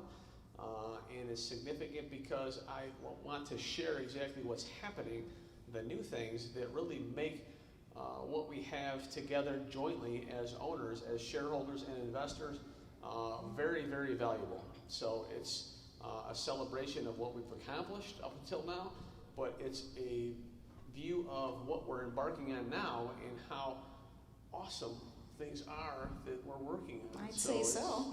Right? It's significant. So yes, great question. So Ken, I've heard you talk about your investors a lot. They're so important to you. Almost your investors are like family to you. Can you tell me a little bit more about that? Well, family are people that believe in you and are going to be with you long term, right? So our investors in our company, people that have been with us, we look at as family because they adopted what we were doing. They saw our vision. They were part of what we were doing early on, and they should be the first people to reap the benefits of what it is we do with these new things. So that's what I consider to be family, is sharing success with people that have been with you for a very long time and will be with you for a long time in the future. Everyone rises together. That's it. Yep. I agree. So speaking of family, Ken, I've heard a rumor going around that your family has been in Orland Park forever. I've heard 80 years, 100 years. So let's set the record straight. How long has your family been in Orland Park, Holy Ken? moly, okay. Well, our last event, if you guys saw that on TV, my wife told me that we were on TV. I'm like, oh, we're on TV? That's like outstanding. I think it's the mayor. He's the one that gets all the press. He gets the good Thank PR. you. But my mother fact-checked me for the last things that I said on camera. So I did do a little more research about the family situation and what's going on here. But 1949. 1949. Wow. Quick math, how many years ago was that? Anyone got a calculator on hand? Chris How long Chef- is that? Chris Chefs is a math whiz, so I'm waiting for him to come up with 72 years his family has been in Orland Park. Okay, All right. Okay, so 1949, my family came from Mount Greenwood to Orland Park, and now the stories I'm hearing from my mother, my uncle, people that talk about what was going on in 1949, the current mayor, the current police department that was one person. A force of one. That lived across the street from my grandmother, and when he was home, obviously you could go do other things around Orland Park because the police officer was home. So actually, another tidbit I just learned today is my mother was in the first freshman class of Carl Sandburg High School, my mom. Wow. And my uncle, who was not obviously related at the time. But yes, my mother was in the very first class of Sandburg High School. So I'm also an alum, okay, a legacy of Sandburg High School, 1990. Okay, all right, there we go. So I really feel a connection to what this community has to offer in Orland Park, specifically with my family, with the Asham clan, with my uncle who's at home tonight recuperating from a lot of things. But my family is very engaged and excited about what's happening with our business and how it is that we can really affect Orland Park specifically with the roots that we have here in Orland Park. Definitely, yeah. When I hear you say Orland Park, I hear you associate that with family, with home. Why is this project so special to you, Ken? Again, now it's being able to come back after the Mayberry RFD days of Orland Park, right? And my family having given me the opportunity that I have today, and now being able to do something inside the village of Orland Park that can really benefit everybody else here, right? So my family is excited about what we're doing, and now my new family, my EJ family, right? And the business community, the business leaders that are here, and sharing that history, the rich history that Orland Park has, that I share with people here. That right there is special to me. Fantastic. And Ken, before I let you go, I just have to ask you one more question. I don't know if I'm alone here, but I have been staring at your suit coat all night long. Where do I get one? I mean, do we have one for each of the EJs or something? Oh, Lord. Okay. Well, maybe we'll have a raffle later on. Okay. We'll auction it off. But this right here represented the MTV and the rock and roll theme that we had here tonight for. There we go. GTV specifically, right? And that montage video and the videos of MTV and how that is similar to GTV and things of that nature. So I had to kind of represent for the company. That's right. The rock and roll thing. So the new meets the old kind of thing. I mean, I'm young at heart. Okay? Let's just I graduated in 1990. But anyhow, so no, the jacket. Thanks for noticing, though. Of course. I mean, wow. How can you not? All right, everybody, let's give it up for Mr. Ken McGraw. All right, and I'm going to bring up my friend, Ms. Rooftop, Angelique, who's got another fantastic interview coming up. Let's give it up for Angelique, everybody. Thank you. You're so kind. Thank you, Paige. That was such a wonderful introduction. I would like to introduce you to the second guest of our live GTV network program this evening, Nathan Giffen. Please come on up here. Give it up for Nathan, everyone. Nathan Giffen is a GTV sponsor and advertiser, a technology user, an office space utilizer, and a shareholder. Welcome. Yes, thank you. Welcome. Please have a seat. I just want to clarify that's not a very good picture of me. They say the TV puts on weight. I look like a meathead right there. I hope I don't look that way in real life. No, you're good. Great. You're good. So welcome. Thanks for joining us tonight. We're so excited to have you here for all the things we mentioned, being the shareholder, technology user. Please give us some insight as to what type of business that you operate. Okay, so that's a very interesting question. I am a concrete sculptor. I'm an artist, an entrepreneur. I've been sculpting concrete for probably 23 years. I build water features, wine cellars, outdoor kitchens, all manner of art. I need all of that in my house, yes. by the way. Anybody else? I agree. But I've just had a tremendous career. About 10 or 11 years ago, I started a company called Vertical Artisans. I film everything I do. I put that content in the form of a teaching or an online school called Vertical Artisans, and I offer that to contractors all around the world. And I have been training contractors for probably the better part of 10 years, and it's it's been a very rewarding experience. Very nice. Creative vertical concrete, beautiful. How about trees? You'd mentioned that to me at the rehearsal. We build trees. Of course, they're a steel core, but the outside has decorative concrete, and it's textured to look like bark. And then we have drip irrigation that goes up through the center of it. And then there's potted petunias, so you can have a tree of any color. We call it living tree art. I need living tree art in my life on a rooftop. Exactly. Okay, so next I want to ask you, how will your company market all of its products and services in this arena? Okay, so the interesting thing about my line of work, I'm very niche market. I have a very unique business. And so when I began to analyze my business and who my clients are, I thought it would all come from like the concrete industry.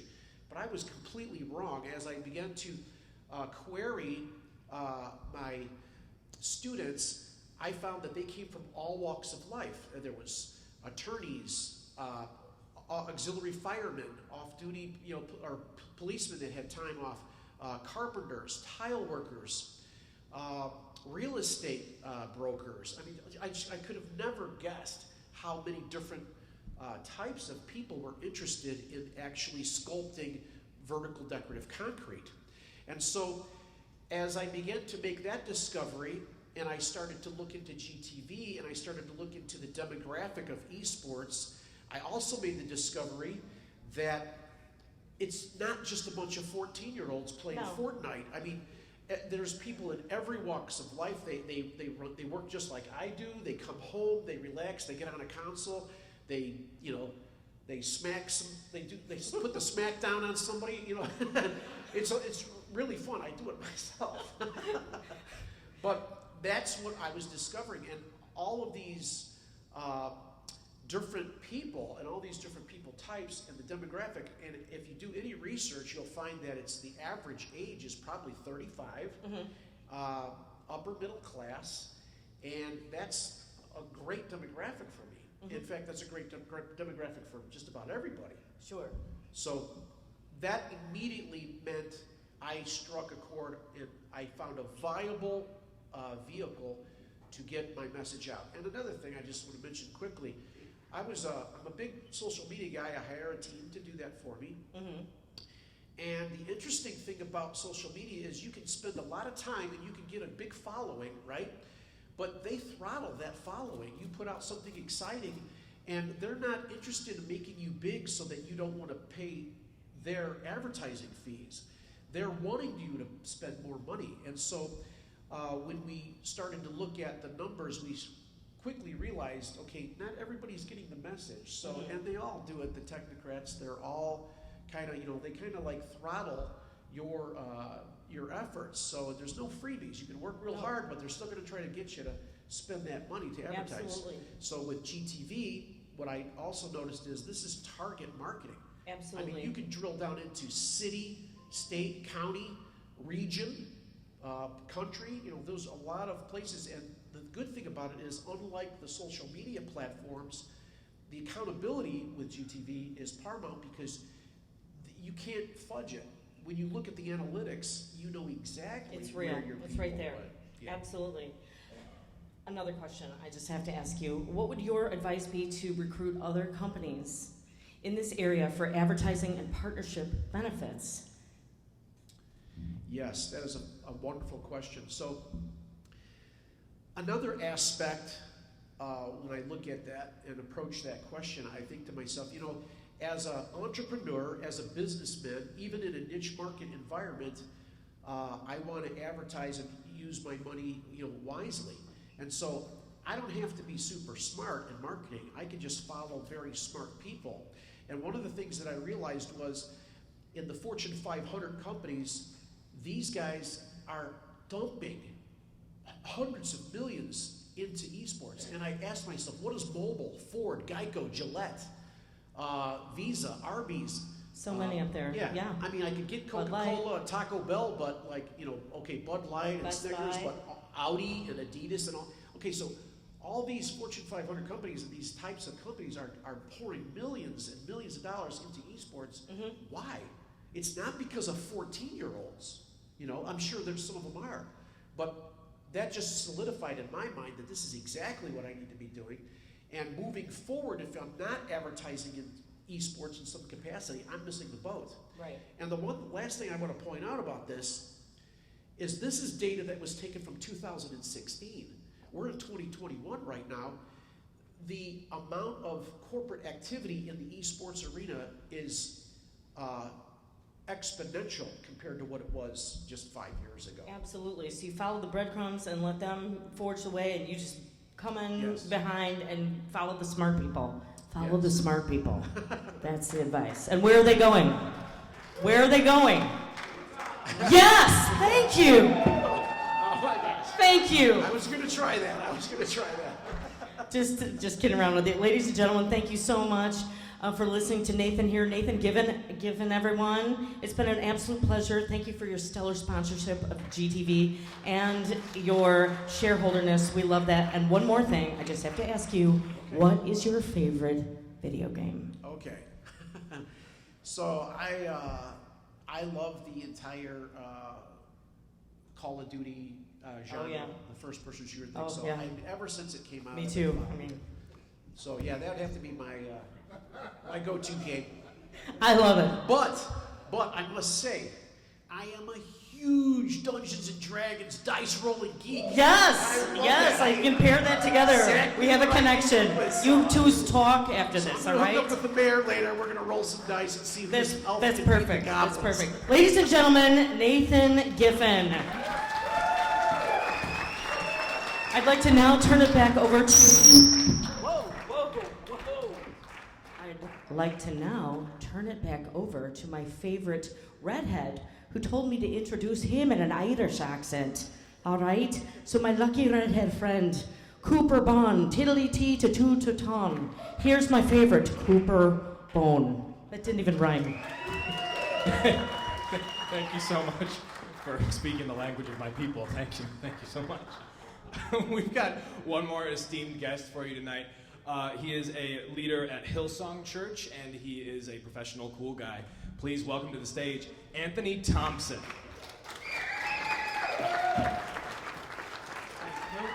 Absolutely. Good to have you up here. Thanks, Coop.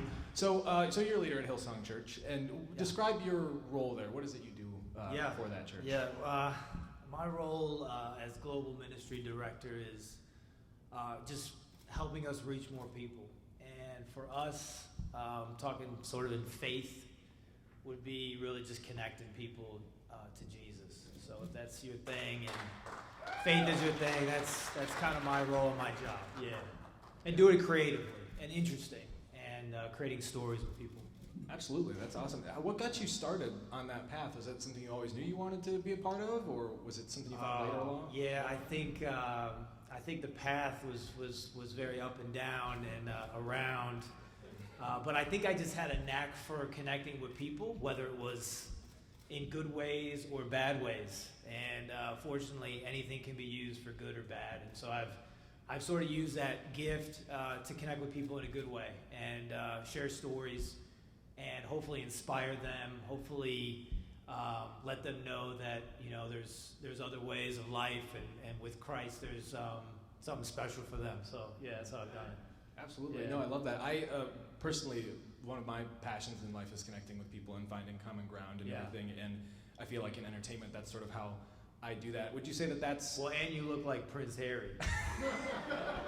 So I knew somebody was going to mention it at some point.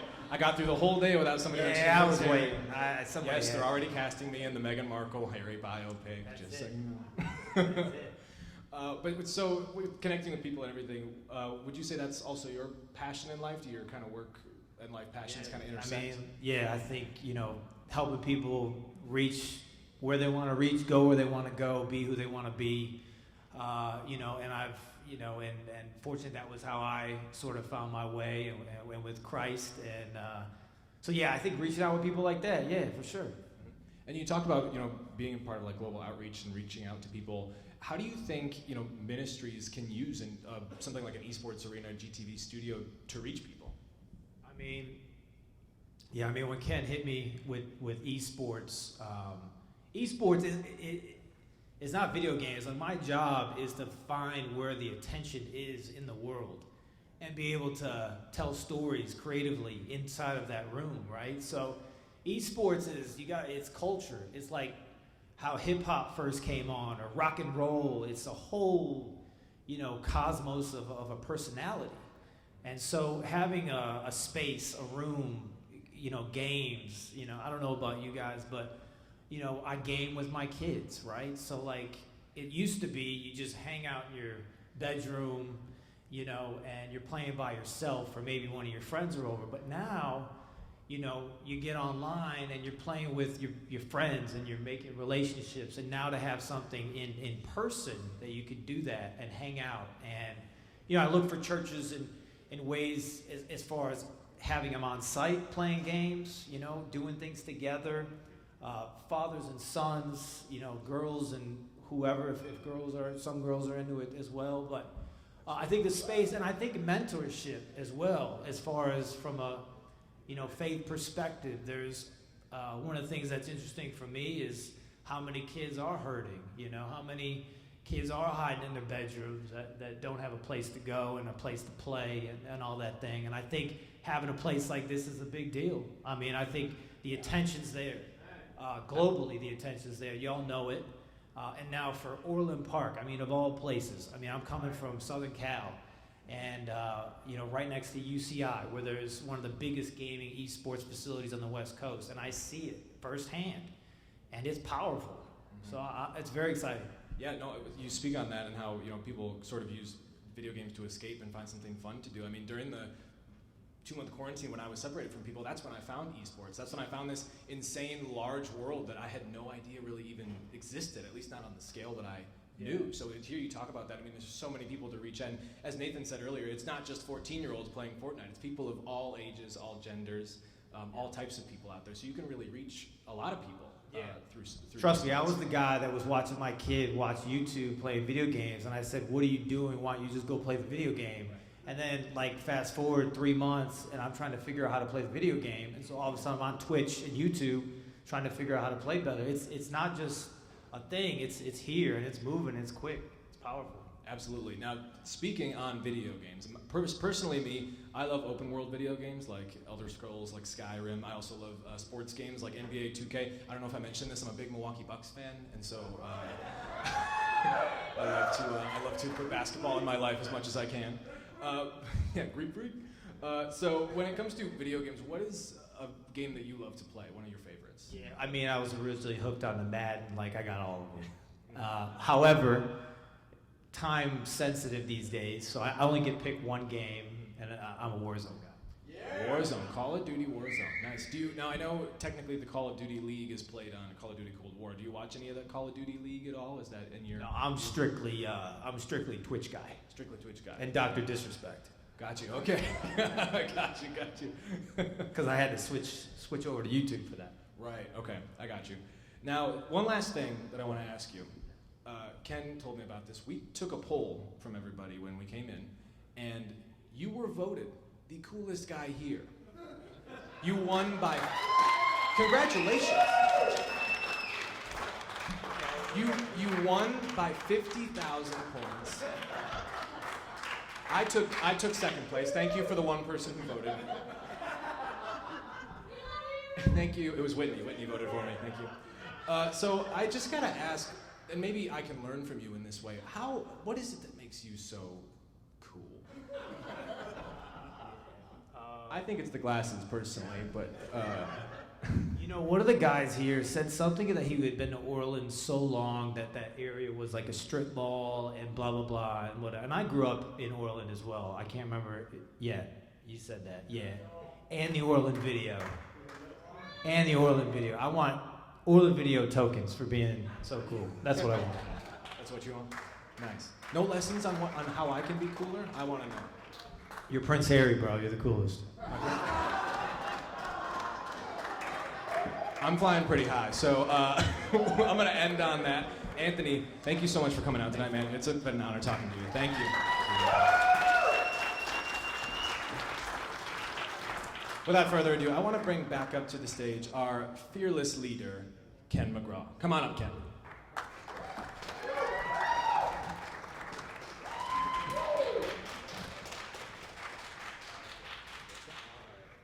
Thanks, Prince Harry. I appreciate that. That was fantastic. Okay. Everybody enjoy that? Everybody like Anthony? I mean, yeah. People fall in love with Anthony pretty quickly. Being voted the coolest person at the meeting tonight, I mean, that's quite an accomplishment for sure. So, oh yeah, there I am. Look at that, fantastic. We're making our way from the first floor to the second floor, which we just did. Now we're headed to the third floor of this building, which again draws in everybody from the community, locally, regionally, internationally, perhaps. But the third floor of this building itself, we're calling the Creators Lounge. So it's custom built for content creators, people in this industry that have things to market, things to get to an audience that create content, whether it's on YouTube or Twitch like Anthony loves. The high-tech office space is not just having a phone and a fax machine anymore, okay? High-tech office space now includes the video cameras, the lighting, the staging, the editing bays, the sound studios, the people that produce the content and produce the material that businesses push out in today's modern environment. That's what the third floor of this building represents. It's not just leasing a space, having a cubicle, or having an office. This building will offer the highest technology available in audio, visual, editing, sound, all of those sorts of things, in an environment that is completely, I shouldn't say completely unique, but unique for the community. Okay, have we heard of the WeWork company? Everybody understands who WeWork is and that publicly traded company. The third floor is a floor for collaboration. So business owners that occupy a space or have a location on the third floor, there's collaboration environment on this floor that allows people of like minds, creative content people, the people that are able to do things other than draw stick figures like me, okay? Chris Chefs, who is an artist by trade, I think he's gonna have a great time on the third floor here, okay, because he's a creative personality. But the third floor of this office building will be where the local community can gather, can have access to the technology that this building offers people, and we want to make sure that we help people understand what they have access to, that they don't have to necessarily rely on the company, the corporation, the office environment that they work or currently own. We're providing all of these features to people that are engaged with us and occupy space inside this building. So we want to be more than just a live event space. We want to be more than just a place that people watch on TV or YouTube or Twitch. We want to be a place where people can come and collaborate, create content, and have access to the state-of-the-art equipment that they need for their messaging, for their business. And that right there changes lives and helps people increase their bottom line. And that's what we're here tonight, is to help everybody in this room understand how this translates to them. How does this help you? Right? This is not a presentation of how wonderful this building is, how fantastic it is that we've got where we are at today. We want to extend the olive branch to make sure that people understand that this building is for the local community, for the local business owners first, before it is that we bring in people from outside the region. We want the local business community to have access to this with the technology that we have and the people that are here that work on the second floor. Okay, so we're gonna take the elevator up past this group of crazy guys, but they're inside this building as well. So the marriage of the high technology, the access to that technology, but also the company that I represent is here to ensure that all of these things reach the biggest audience possible, right? So that's what GTV and Midnight Gaming really represents. So this third floor space, there's a lot of things here. Corey and D+K are giving us a lot of fantastic ideas about what it is that we can do. Katie Mulrennan, she's got her own ideas. Where's Katie? She's still here? Okay, awesome. Fantastic.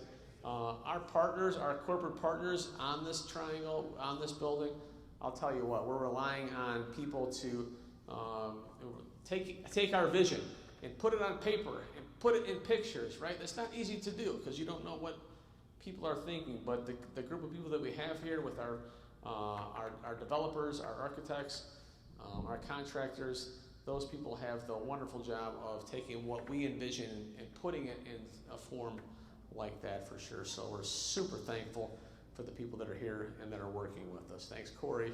Thanks to my friends over at ICI and Katie Mulrennan. Is that a good Irish accent? Okay, I'm trying. So that's the third floor. Now we're going to go to the rooftop. There we go. Okay, obviously there's going to be a lot of foot traffic on the rooftop, okay? We envision this to be also a gathering place, a place for decompression. To the people that drop off their students, kids, or their spouses to the main stage for the esports arena, and they go upstairs for something like this, right? Again, being so closely situated in the downtown area, right by the train station, it affords a lot of foot traffic to this location where it's not an outlier, it's a part of a building and close to a transportation hub that would allow a lot of foot traffic for something like this. In addition to the restaurant itself, the bar area itself, the open air event space, all right? So this building itself presents so many different features to it where it's not one-dimensional. There may be an esports event happening on the main stage, and there may be 1,500 screaming people rooting on their favorite esports team. And then, then there may be 50, 60 people inside the esports lounge on the first floor.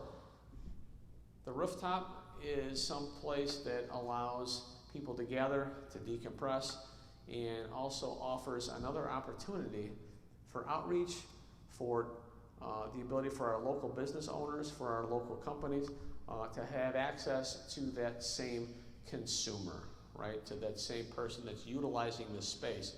So there's just many different touch points that our local business owners have access to that demographic and all of the ancillary opportunities that come with an esports arena. So it may not be the gamer specifically that we're targeting, but the people that come with the gamer to the space, right? That's where I would go sit and have a nice meal on the rooftop while Ramsey's downstairs playing video games. Okay. Or announcing them.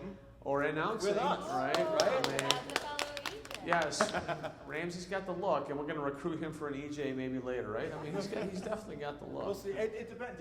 He's got to do the fire leap and the taser thing. Yeah, he has to make it through. We all did. Yeah, so. he's got to make it through the gauntlet, that's for sure. Okay, so the gauntlet is a part of the deal. But, guys, again, I want to recap this evening to ensure that everyone understands that what we're talking about here is multifaceted. Okay, so there's the building, which has a lot of awesome features, and we have the best of the best talent helping us get this building to fruition, bringing it to life, putting all of the various components in this building that we need to maximize every retail opportunity that's possible for the local businesses.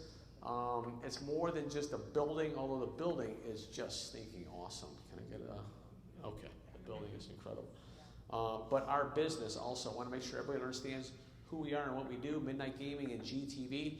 This right here is GTV, okay, without these gorgeous looking people here that represent us, that do what we do. We are here for opportunities for the local business owner to have access to this market, to this demographic, and the employment opportunities that are available inside this building are also immense. Okay, the contractor potential, the employment potential, and us even as GTV. This opportunity is so big that we are always on the lookout for the best and the brightest and the most handsome talent that's available, okay? And I can't let this night go by without addressing somebody who is extremely handsome, okay? Yes, that's you, okay, who is a part of the GTV family. Why don't you go ahead and say a few words about who you are and what it is that you do? Sure. Yeah. How's it going, guys? My name is Mark Ponzarelli. I was in the beginning of the audition video. Yes, I also auditioned with all these lovely people who are amazingly talented and decided to have me come up on stage with you guys today. I believe I'm also going to be one of the EJs for GTV. So very, very excited. It's going to be great. And yeah, I cannot wait to get started on all this. So. Thank you. Oh yeah, or the LA crew. Yeah, I'm LA. I mean, he's got that LA look already, right? I mean, we're happy to have people that are cool and hip, and just like Cooper here as well. So thank you guys. I appreciate your time out. We have a question. Okay. Just to add to the mix on the top roof, what's the chance of putting a production theater and a comedy club? I Which like would your give it thought. the full package and liven up the restaurants around it and bring a different crowd to maybe complete a little more. I understand that. And I would invest in that. I'm sorry? I would invest in that. Oh, see, now he's talking in our language right there. I've been trying to do this in Orland for the past 5 years. Now he's talking the language that makes things happen for sure.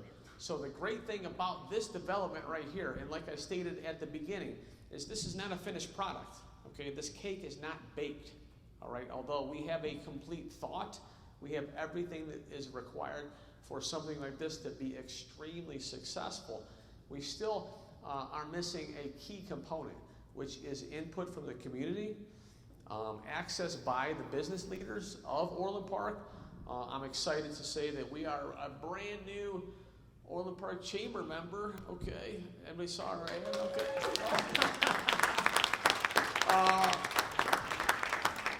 I should shouldn't say I'm a new member. I was a member back in 1994 or something like that with one of my companies. So but this company itself is now a premier member of the Chamber of Commerce. I missed the meeting this morning at 7:45 though. That was brutal. Yeah, I know. We were here. What? It was 7:15. It was 7:15. So I wanted to make that meeting. I missed it. But no, to your point, that type of input right there, those are the things that will make this building, this whole development a success, because we're incorporating everybody's ideas, and especially the local business leaders' ideas for what it is we can do here, right? We don't have any preconceived ideas about the best usage for all of these spaces, but a primary usage is definitely esports, right? That's something that draws a lot of people together. But the building itself, the food service offerings, the entertainment component, there's so many different places in this building to offer things just like what you said right there. So we're going to talk later on tonight. That's for sure. But the guys here tonight, I want you to give a hand for our EJs here that came up here tonight. All right.